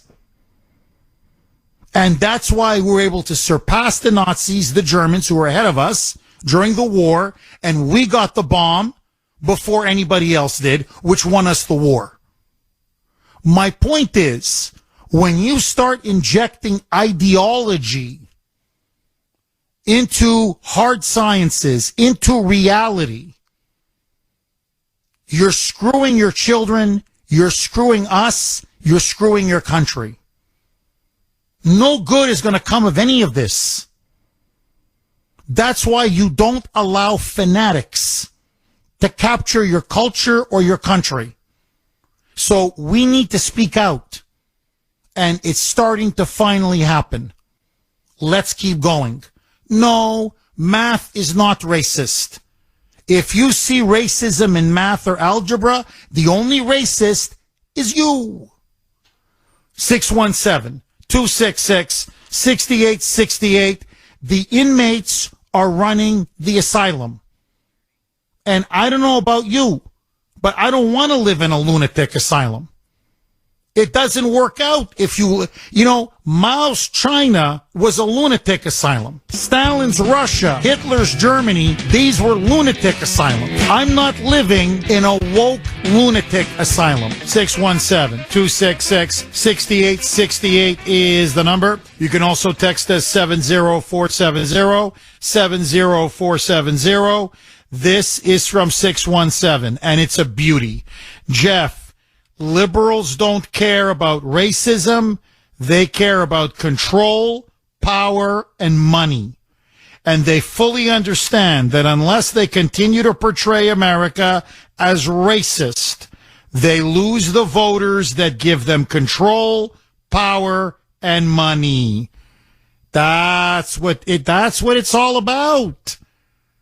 And as I, was telling Grace and her wonderful friend from childhood friend, essentially what the Democrat strategists have calculated is that for the Democrats to win any presidential election, they need a minimum of 88% support within the black community. 88 to 92%, they're fine. But if it goes under 88%, they're in big trouble. If they only get 85%, it's over. 85% black support for Democrats practically guarantees that a Republican wins the White House. Well, where do you think they're standing now with the black community in the wake of the disastrous Biden presidency? They're in big trouble. DeSantis is scooping up black votes in Florida. Trump is scooping up black votes across the entire country, especially black men. Black women, yes, but black men in particular. So now it's Operation Send in Kamala, and slavery is coming back. They're going to put you all back in chains now. Over a education curriculum, one line, one paragraph, to middle schoolers in Florida. 617-266-6868. Dan in New Hampshire. Thanks for holding, Dan, and welcome. Thank you, Jeff, Sandy, and Mike. Just so you know, Jeff, my family's from the socialist country of China as well. So, Jeff, I agree with you. I'm not going to waste our time. I agree that they're gaslighting us with this racism and all this stuff, like Kamala wrongfully jailing black men, withholding evidence. We all know this, okay? It's controlled media pushing a controlled narrative. Jeff, you yourself said several times George Soros and Rupert Murdoch are globalists. They are massive uniparty Ron DeSantis donors, along with Ken Griffin, Robert Bigelow, and Koch brothers. And the Never Back Down PAC rat Ken Cucciarelli is just the front man to the Ron DeSantis campaign. It's really the Bushes and the D.C. swamp handlers and lobbyists, Paul Ryan, Harry Fleischer, Ed Rollins, Newt Gingrich, and Kyle Grove. That's what's going on. You got Kevin McCarthy's son, who works for Joe Lonsdale, another massive donor for the uniparty Ron DeSantis. You got Florida GOP Vice Chair Evan Powers, whose wife is a CFO of Ron DeSantis for President campaign. And in an interview with Ron DeSantis, he was asked who is the most inspirational person you ever met. His answer was Bush 41, who pushes the New World Order. Well, I mean, look, you're right about DeSantis. I'm not backing him for president. I'm a Trump guy. But I don't know if this is so much about his presidential run, Dan, to be brutally honest, because I think it's more to do with Florida, the success that Florida is becoming, how many Republicans and conservatives are fleeing to Florida, how Florida's turning into a red state, how he's demolishing the woke curriculum and the woke liberal agenda in Florida. And that's why now they have to really portray his education reforms as, this resurrection of the KKK. Because if you look at the polls right now, DeSantis is in big trouble. He is fading. Now, for the first time, he's third in South Carolina. Nikki Haley has now eclipsed him in South Carolina. Nationally now, he's tied with Vivek Ramaswamy. So Trump is running away with this. DeSantis now, for whatever reason, his candidacy is not catching fire. He's not resonating with primary voters. Instead of gaining support, he's losing and slipping support. So much so that within another couple months, I think he's going to have to call it, throw in the towel. I mean, he may limp along all the way to Iowa or New Hampshire, but you look at the polls, Dan, right now, Trump is destroying him, and DeSantis, forget gaining on Trump. He's now in danger of falling to third and even fourth. So, to be honest, Dan, I don't think this has to do with the presidential race. I think they want to kneecap him in Florida because they realize that Florida now under him, and I think he's been a very good governor. He's not my guy for president, but I think he's been a very good governor. I think Florida has now become a pivotal, key Republican red state. That's what's scaring the hell out of these Democrats. Yes, Jeff. All I'll say about that is they're trying to get him off the ground. The Koch brothers are throwing a lot of money. They're bankrolling this guy. They're pissed right now that they can't get this guy off the ground. Okay, everything he does is scripted. From the time he went to Tel Aviv, Ron went to Israel to sign a bill. From the time he sent the illegals to Martha's Vineyard, okay, into the country, an America First person would have put them on a plane or a boat and shipped them out of the country. Okay, Ron DeSantis and Vivek are both graduates from the World Economic Forum. Okay, there's no number two candidate in this race. There's nobody in this race for primary that Trump should consider. They're all bought and paid for and dirty. Check out Heather Mullins on Turning Point USA. She has info on the New Hampshire primary and that said that it didn't disappoint. Go check it out, okay? At the Ron DeSantis event. Jeff, I'm talking to tens of thousands and thousands and thousands of voters all the time. I know what's going on the ground, and this is a full court press. You got Mitch McConnell, Mitt Romney, Rhonda McDaniels backing Ron DeSantis, and it's a full court press to get Donald Trump, President Trump, who's not complicit in dirty globalist money or the Ukraine money, to get him off the ballot. That's what's going on. Well, I mean, Dan, it's not working. And you got Fox News. They've thrown their hat in for DeSantis. The New York Post, the Wall Street Journal. It's not working. Trump is way ahead in New Hampshire. He's crushing it in Iowa. As I said, in South Carolina now, DeSantis, and this is a real warning sign, they've now fallen to third. Haley is now beating DeSantis in South Carolina. So the way things are lining up now, Dan, I think Trump's going to knock everybody out by South Carolina. By the time this gets to Florida, which is the fourth state, this thing may be over. Good night, Irene.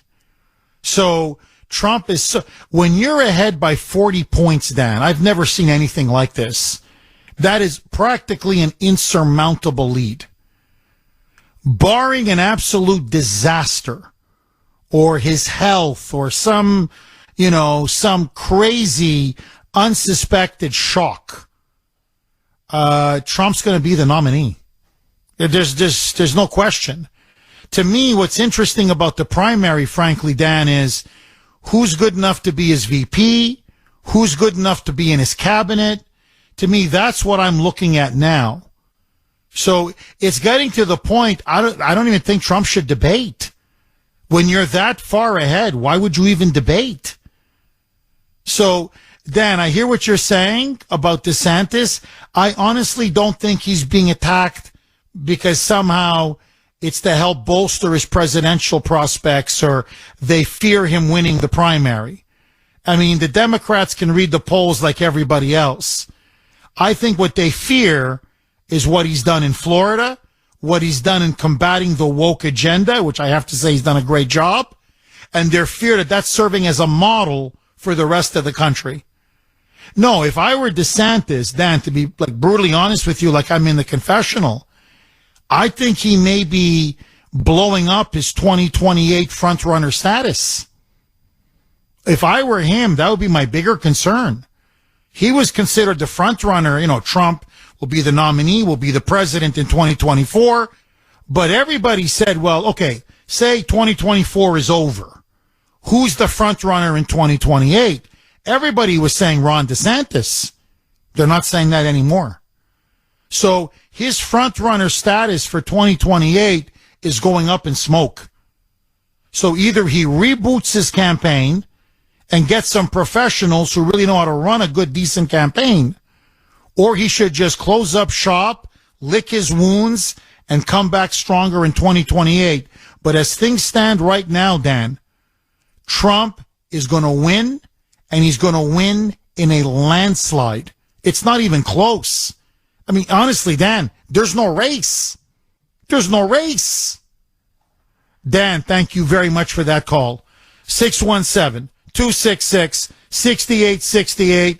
And to be honest, I think a major reason why there is no race, to bring this back to everything that's going on, look at Kamala. Look what a naked demagogue she is.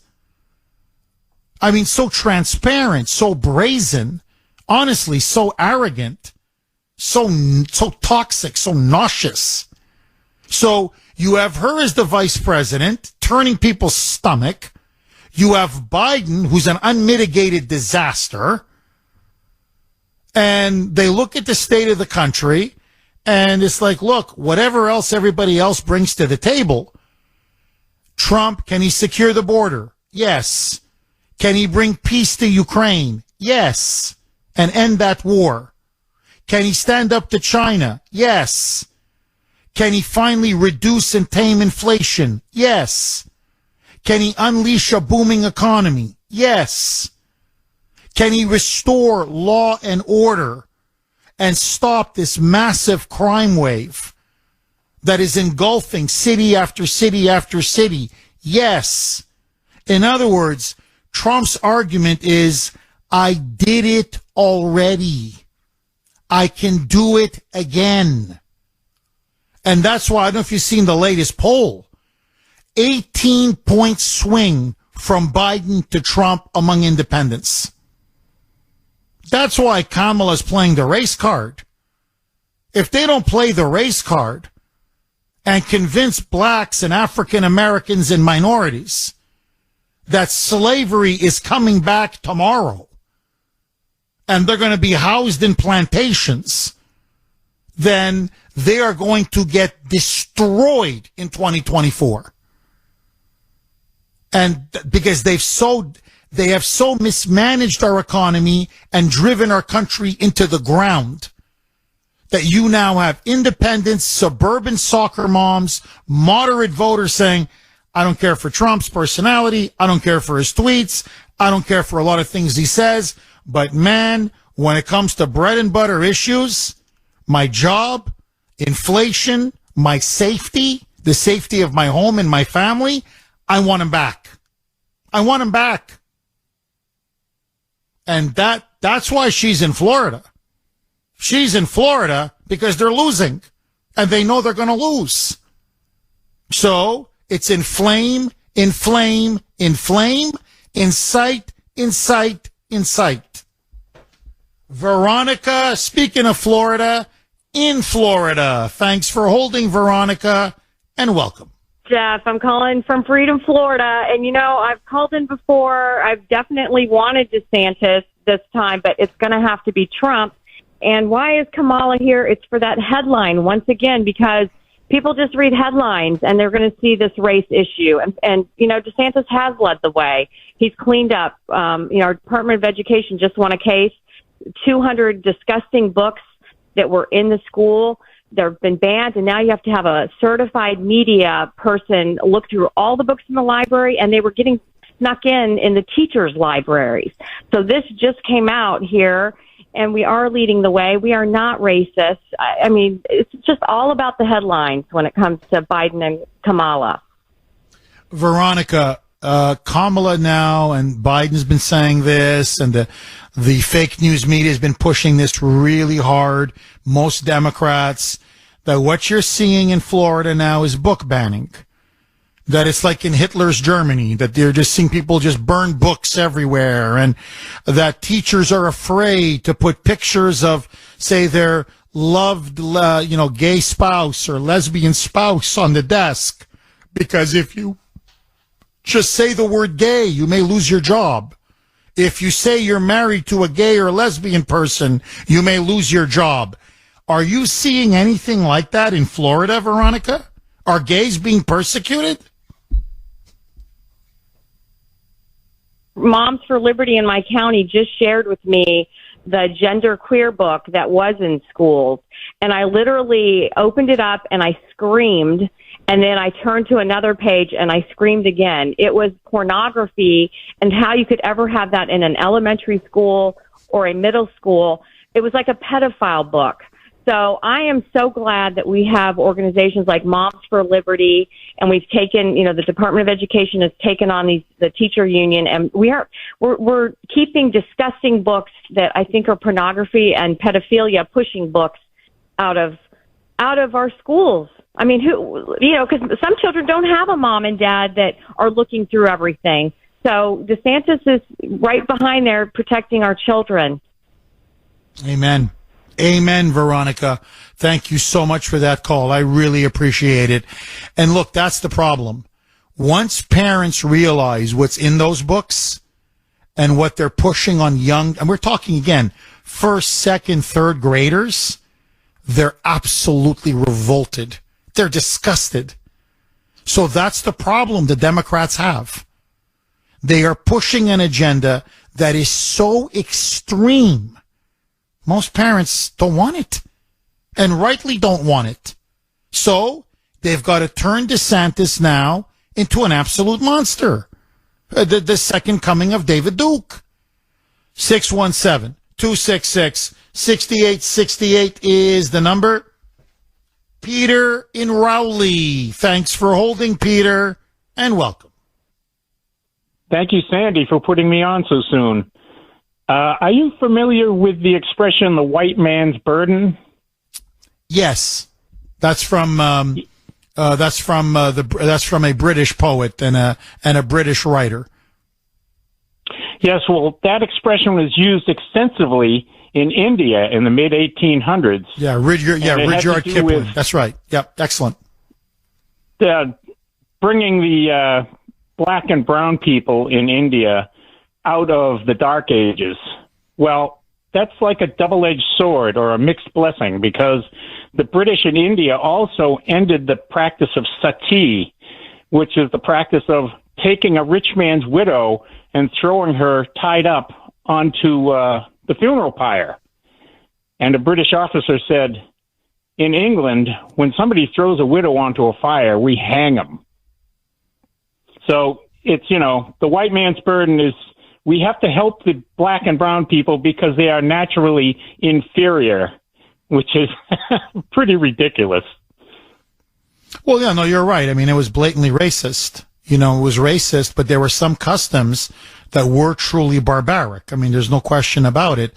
No, Peter, just to bring it back, because you're making an excellent point, just to bring it back, look, this is what liberals are now claiming. This is what Kamala's, they're all claiming this. That's all they're talking about today, and I'll be talking about for tomorrow as well, which is to say in the curriculum, when you teach, say, a 7th or 8th grader about slavery, that some slaves were given certain skills because they had to plant, wheat or cotton or whatever it is. They had to work the crops, work the field.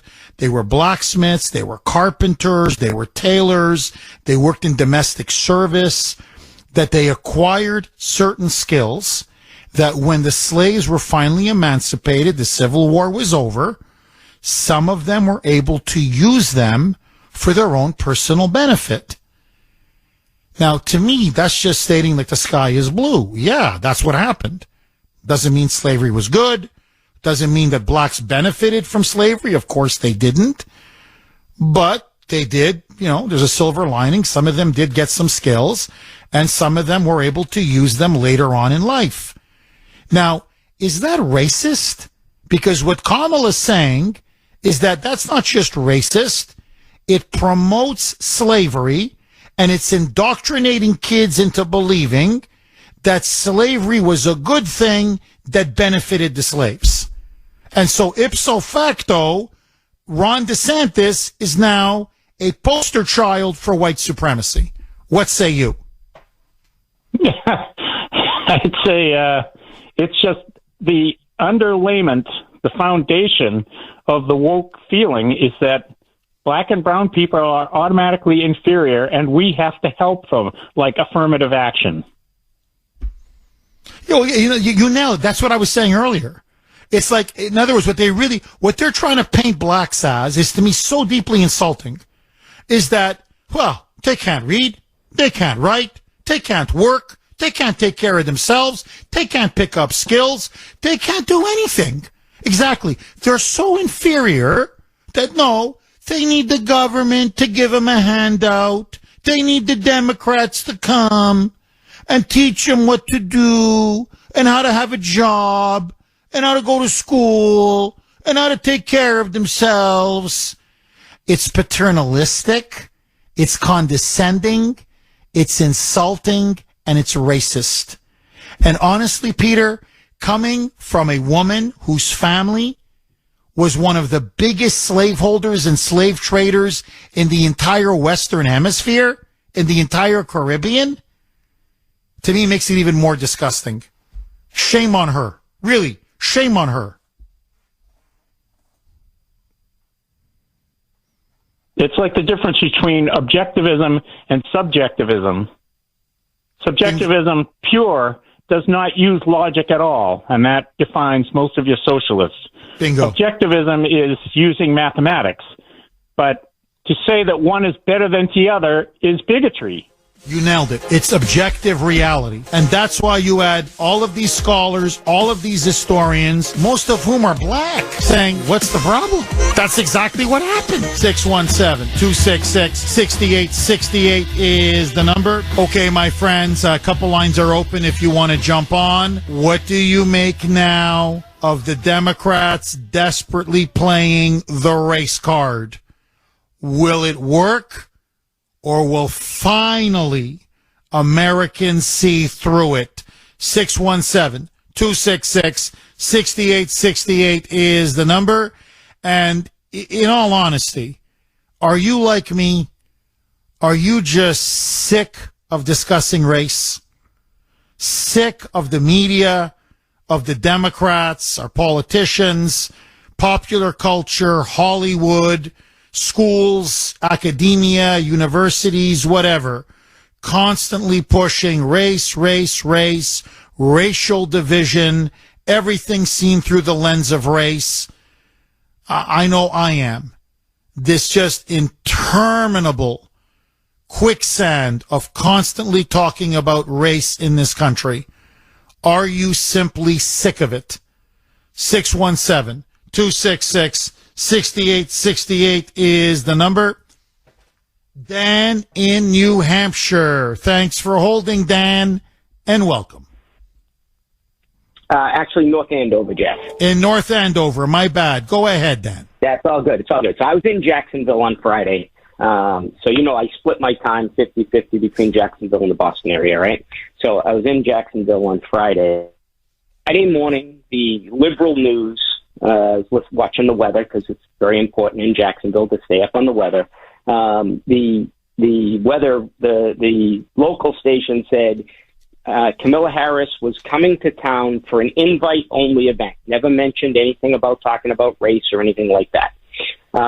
It wasn't until the conservative guy comes on at noontime on the radio, not as good as you, Jeff, but getting there. He comes on the radio and he says that there's that she's coming and she's going to be at the Ritz Theater for a ticket-only event. So it was noontime by the time it was even announced. It's 95 degrees in Jacksonville on Friday, so there's no protesters. Nobody can go and protest because it's too hot outside, right? It was basically a non-event except for the fact that she clogged traffic at 5 o'clock at night when she tried to get out. Everybody was kind of pissed off about that.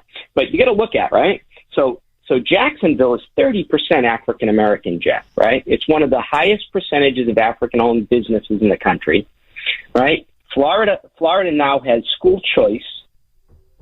Jacksonville was the first Black American resort in the country, right? There's free preschool, and Florida is now ranked number 1 in high schools in the country. Number 1. She's going to the wrong place, Jeff. Florida's a winner-take-all state. She can yell and scream all she wants. T.K. Watson is a Black American conservative sheriff. He's sheriff of the Jacksonville Sheriff's Office, which is basically the state and local police in Jacksonville. He's not going to allow a race war to take off there. The people aren't going to allow a race war. They want the better for their kids. She's gone to the wrong place to start a race war, just like she can't figure out where the border is. So, Dan, you think this is blowing up in her face? Then I take it in Jacksonville for sure. Nationally, I don't know, Jeff. There's a lot of moonbats in this country. A lot. As I mentioned to you, I fly a lot. I spend a lot of time talking to people on planes. I pray to get the middle seat so I can talk to 2 people. Telling everybody, look, vote R. Look at, trying to leave Logan Airport on Saturday evening, right? So they haven't fixed the MBTA yet, Jeff, right? The Orange Line trains going north go 5 miles an hour from North Station up to Wellington Station because the tracks aren't fixed. So we have no Sumner Tunnel. So what state would shut down the major exit to the airport when they don't have public transportation fixed. Right? So think about it. It's incredible. Think about it. Right? And where was the governor when they shut down when they shut it down? She was on vacation. Where's the lieutenant governor? It'd be like you and Sandy going on vacation in the same week. Someone's got to cover. They were both on vacation the same week. It's incredible. It's absolutely incredible. Dan, Jason Aldean, what do you make of the fact that these woke liberals aren't giving up? Now they want to take down that song, cancel that song. CMT, Country Music Television, now has, they said they're not going to show it anymore. They've taken it down. Liberals are saying it's a racist, pro-lynching song, that now it needs to be censored. It needs to be prevented from being listened to. People are responding. They're rallying to the song. Is censorship, is this new authoritarianism in the Democratic Party, is it winning over voters, or do you think is it alienating voters? No, it's going to backfire. And I want to tell you one other thing, too. But let me bring up Jason Aldean. So I have, unlike you, Jeff, I don't carry around a CD player and speakers. I can play it off my phone. So, I'm sorry, Jeff. Had to say that. But I've been playing it on my phone in the airports, on public transportation. I play it out loud on the phone, and I get people stomping their feet, to it because it's a good tune. And I love to say to people, "Do you think it's racist?" No. Thank you for your call, my friend. No, of course it's not racist. 617-266-6868 is the number. Okay, just to continue with our theme today of liberal insanity, really the unhinged, demented left, which continues to have way too much power in this country. Now, we're not just talking about government or education or universities or the education curriculum, say, in Florida, or popular culture, as in the Jason Aldean, to me, magnificent song. It's a great song. Try that in a small town. But in big business, okay, woke corporations, woke big business. Listen to this. I could do a story on this every single show, every single day. This is in Georgia. Apparently now it is getting so bad with crime, and it's not just in Georgia, it's in Massachusetts, it's in California, it's in Chicago, it's in New York, it's, you name it, okay, San Francisco, it's everywhere. That now in Walgreens, CVS's, Home Depots, Walmarts, Lowe's, they're just coming in with shopping carts and they're loading stuff on. They're just loading thousands of dollars worth of goods, and they just walk out. They just steal it. Well, at a Lowe's, this was in Georgia, an elderly Lowe's worker, this poor woman, she's 68 years old, Donna Hansbrough. She's been working at that Lowe's for 13 years. And by the way, model employee. Never a problem for 13 years. She said she just had it. It's been going on now for the last several years. It's completely out of control in the wake of Black Lives Matter. And she said that she saw three thieves. They were loading up a shopping cart, and apparently they loaded up over $2,000 worth of goods. In fact, technically $2,100. So she sees thousands of dollars worth of goods. It's three of them. They're two men and one woman. They're just loading the goods onto the cart. And she sees them walk right out. They don't pay. They're stealing. And it was in broad daylight. And she said something inside of me just snapped. Like this has been going on for years. And it's just last 2.5, 3 years, and it's just getting worse and worse and worse. And it's insulting to me. It's insulting to everybody who works there. It's insulting to hardworking, law-abiding citizens. And so what she did, she didn't attack them. She didn't assault them. She ran after them, and she grabbed the cart. That's all this woman did. Grabbed the cart. And she said, you didn't pay for that.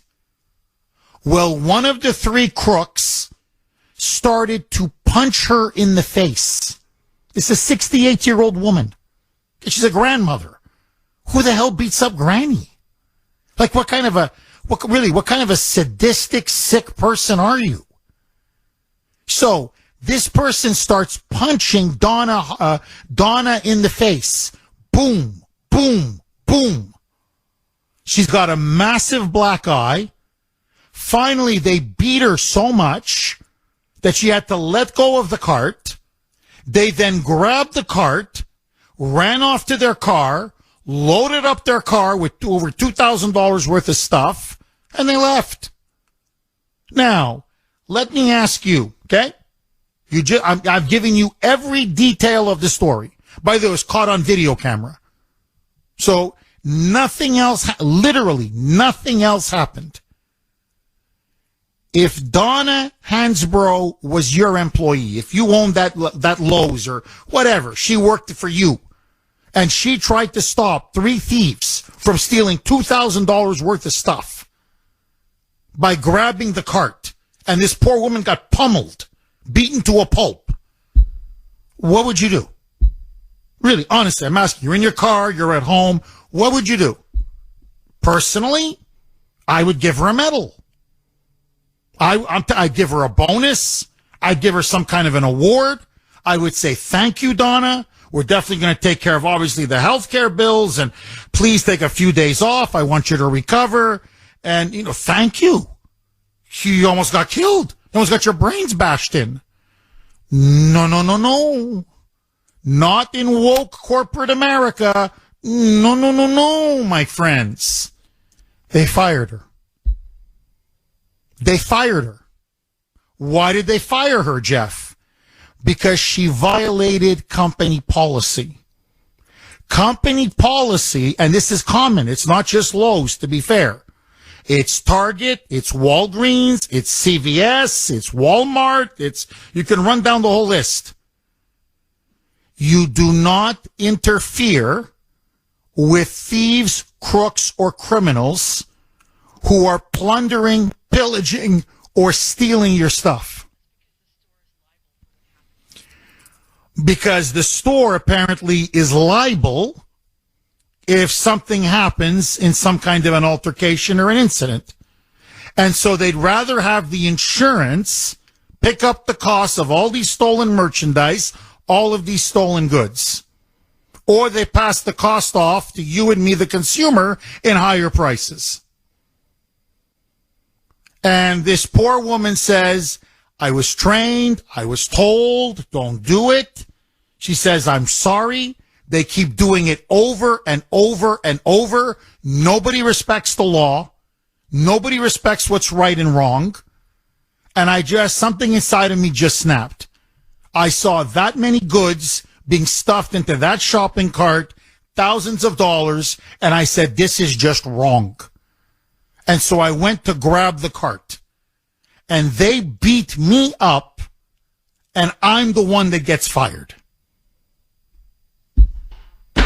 There you go. There you go.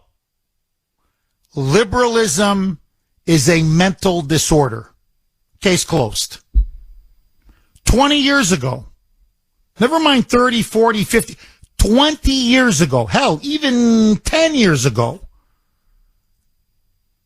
she wouldn't have been fired. They would have congratulated her. She would have gotten a medal. They would have been thrown in jail. They would have been arrested. There would have been a security guard, called the police. These thugs would have been thrown in jail, and this woman would be given a freaking bonus, as she deserves. Now, you blame the victim. The law-abiding person is the one that's punished. The victim is the one that's punished. And the criminal, well, they have all the rights. Now I'm telling you, here's what's going to happen. Eventually, that Lowe's is going to leave that town in Georgia. It's going to go bankrupt. Like these Walgreens are all fleeing San Francisco, all these CVS's, all these Walmarts, all these stores. So who gets hurt? The entire community.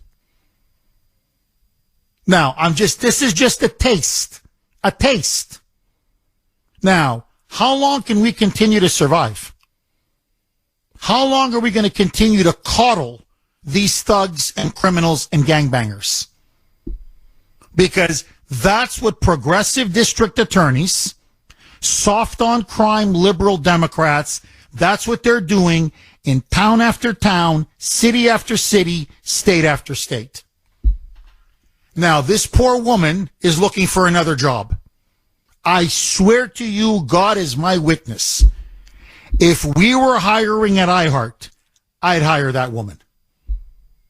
13 years of loyal, dedicated service. And she tries to prevent people from stealing. Normally you'd say, I want that in an employee.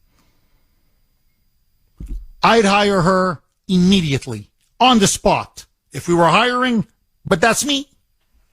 617-266-6868. Marilyn in Norwood. Thanks for holding, Marilyn, and welcome. Good morning, Jeff. Hi, Marilyn.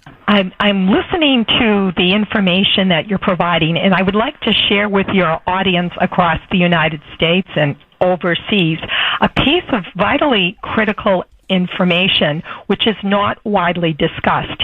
Every state in the country has a pharmacy licensing board.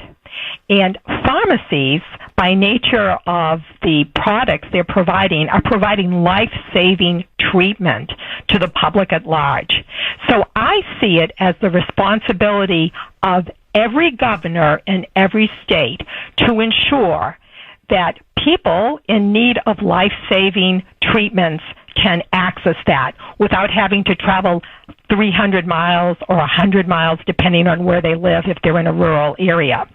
And so I would say it is necessary to place National Guard in front of these pharmacies in high crime areas, and then the states will, or the pharmacy companies, because most pharmacies now are large corporations, they're not individually owned, will then be responsible for reimbursing the state for the security, because they are authorized by the government to provide life-saving treatment. And so why should the public place their lives at risk and possibly die because they cannot access on a timely basis needed medication? Calling a 1-800 number and trying to order a prescription out of state is... Oh, I agree. It's a superb point. 617-266-6868 is the number. Rich in Lexington. Thanks for holding, Rich, and welcome. Hi, Jeff. Yeah, I did loss prevention a number of years ago, probably over 20 years ago, and they still had the policies back then. And it's for the safety of the employee, and they're also not trained to look for somebody stealing. Even if it's blatant, they don't know how to approach them, they know what to do, and it could cause a liability for the business. And the fact that she's worked there for 13 years, they have training in regards to shrink awareness and what not to do. You're supposed to call the loss prevention officer, and again, it's primarily for their safety and also for the liability of the company. And it's not something new. Like I said, I was doing loss prevention over 20 years ago, and we had it back then. No, Rich, I mean, I understand your point, and you're making obviously a very reasonable point, but the problem now is it's becoming such an epidemic that you have pharmacies closing down. You know, Walgreens, CVS's, grocery stores, gas stations. These are basic, almost social services. And, as the previous caller, Marilyn, made, in some areas, you don't have another pharmacy for 40, 50, 60, 70 miles. So there's got to be a point where we as a society say we're not going to tolerate this kind of out-of-control crime. And we're not talking about $5 here, $10 here, and who slipped something in a pocket and who didn't. I mean, it's getting to the point now, Rich, really, think about it. They come in, they grab the cart, and they just start cleaning out the aisles. Like, they're just cleaning them out. You got to see the videos. So it's like thousands of dollars worth of stuff. and they just throw it into the cart, and they just walk on out. And nothing. They're not prosecuted. They're not arrested. Like, nothing happens. So these stores are being forced to close down. People like you and me, Rich, say you want to go to a grocery store or a pharmacy or a Lowe's well, we don't have what you need. Why not? Well, they just stole everything.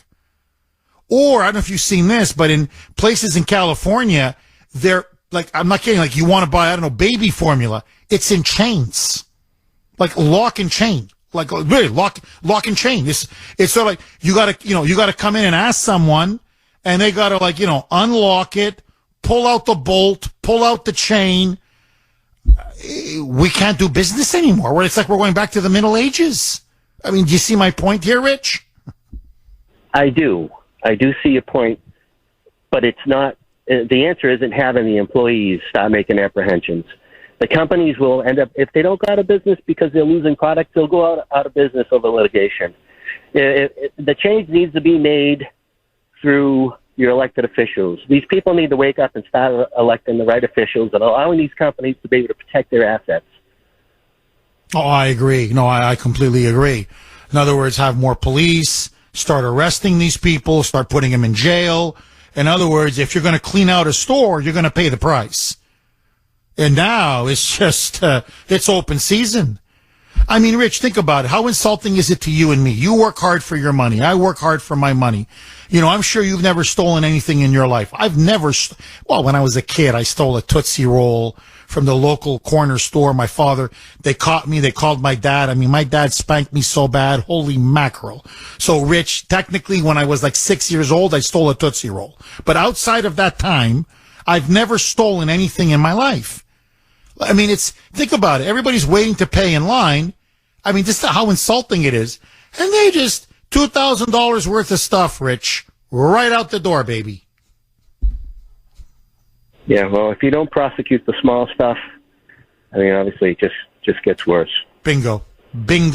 Rich, thank you very, very much for that call. I really appreciate it. 617, it's the broken windows theory of policing. In other words, if you leave the little stuff go, eventually the big stuff just gets bigger and bigger and bigger. And I'm a big supporter of that theory.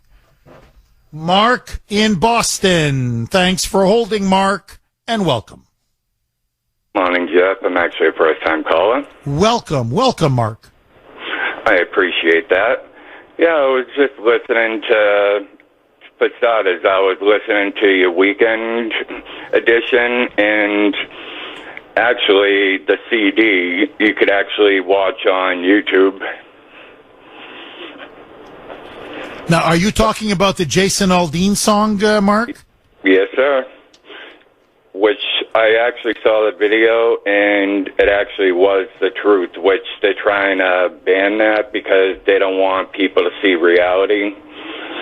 And for other things, Kamala Harris, she, on her visit to Florida, what I'm thinking what they're trying to do is kind of sort of like entrapment thing. If people protest or something, they're going to try to say there's an insurrection like a January 6th, because they're getting desperate because they're losing support. So, I mean, when you look at history and stuff, when it comes to the United States of hypocrisy with the Democratic Party, it just goes back in history with Andrew Jackson. He was the founder of the Democrats who seized and massacred the Indians, taking their land and seized it, which the book The Trail of Tears. And then it's all a con game, what it comes down to. And if one con doesn't work, then they look for the next. Like, for now, they're losing a lot of black support for voters. So what I'm thinking is they're bringing in the illegals so they could vote Democrat and keep everything Democrat. Bingo, Mark. Bingo. And let's just, because the show is going to be over in about a minute, Mark. But, look, high crime is deeply unpopular, not just in white suburbs. It's unpopular in African American communities, in Asian communities, and Hispanic communities. Nobody likes to see people come in and raid their Walgreens or their CVS or their Home Depot or their Lowe's or their grocery stores. So they don't know what to do because their policies have been an absolute failure and disaster. So they play the race card. That's all they've got left. It's not going to work. Bye-bye.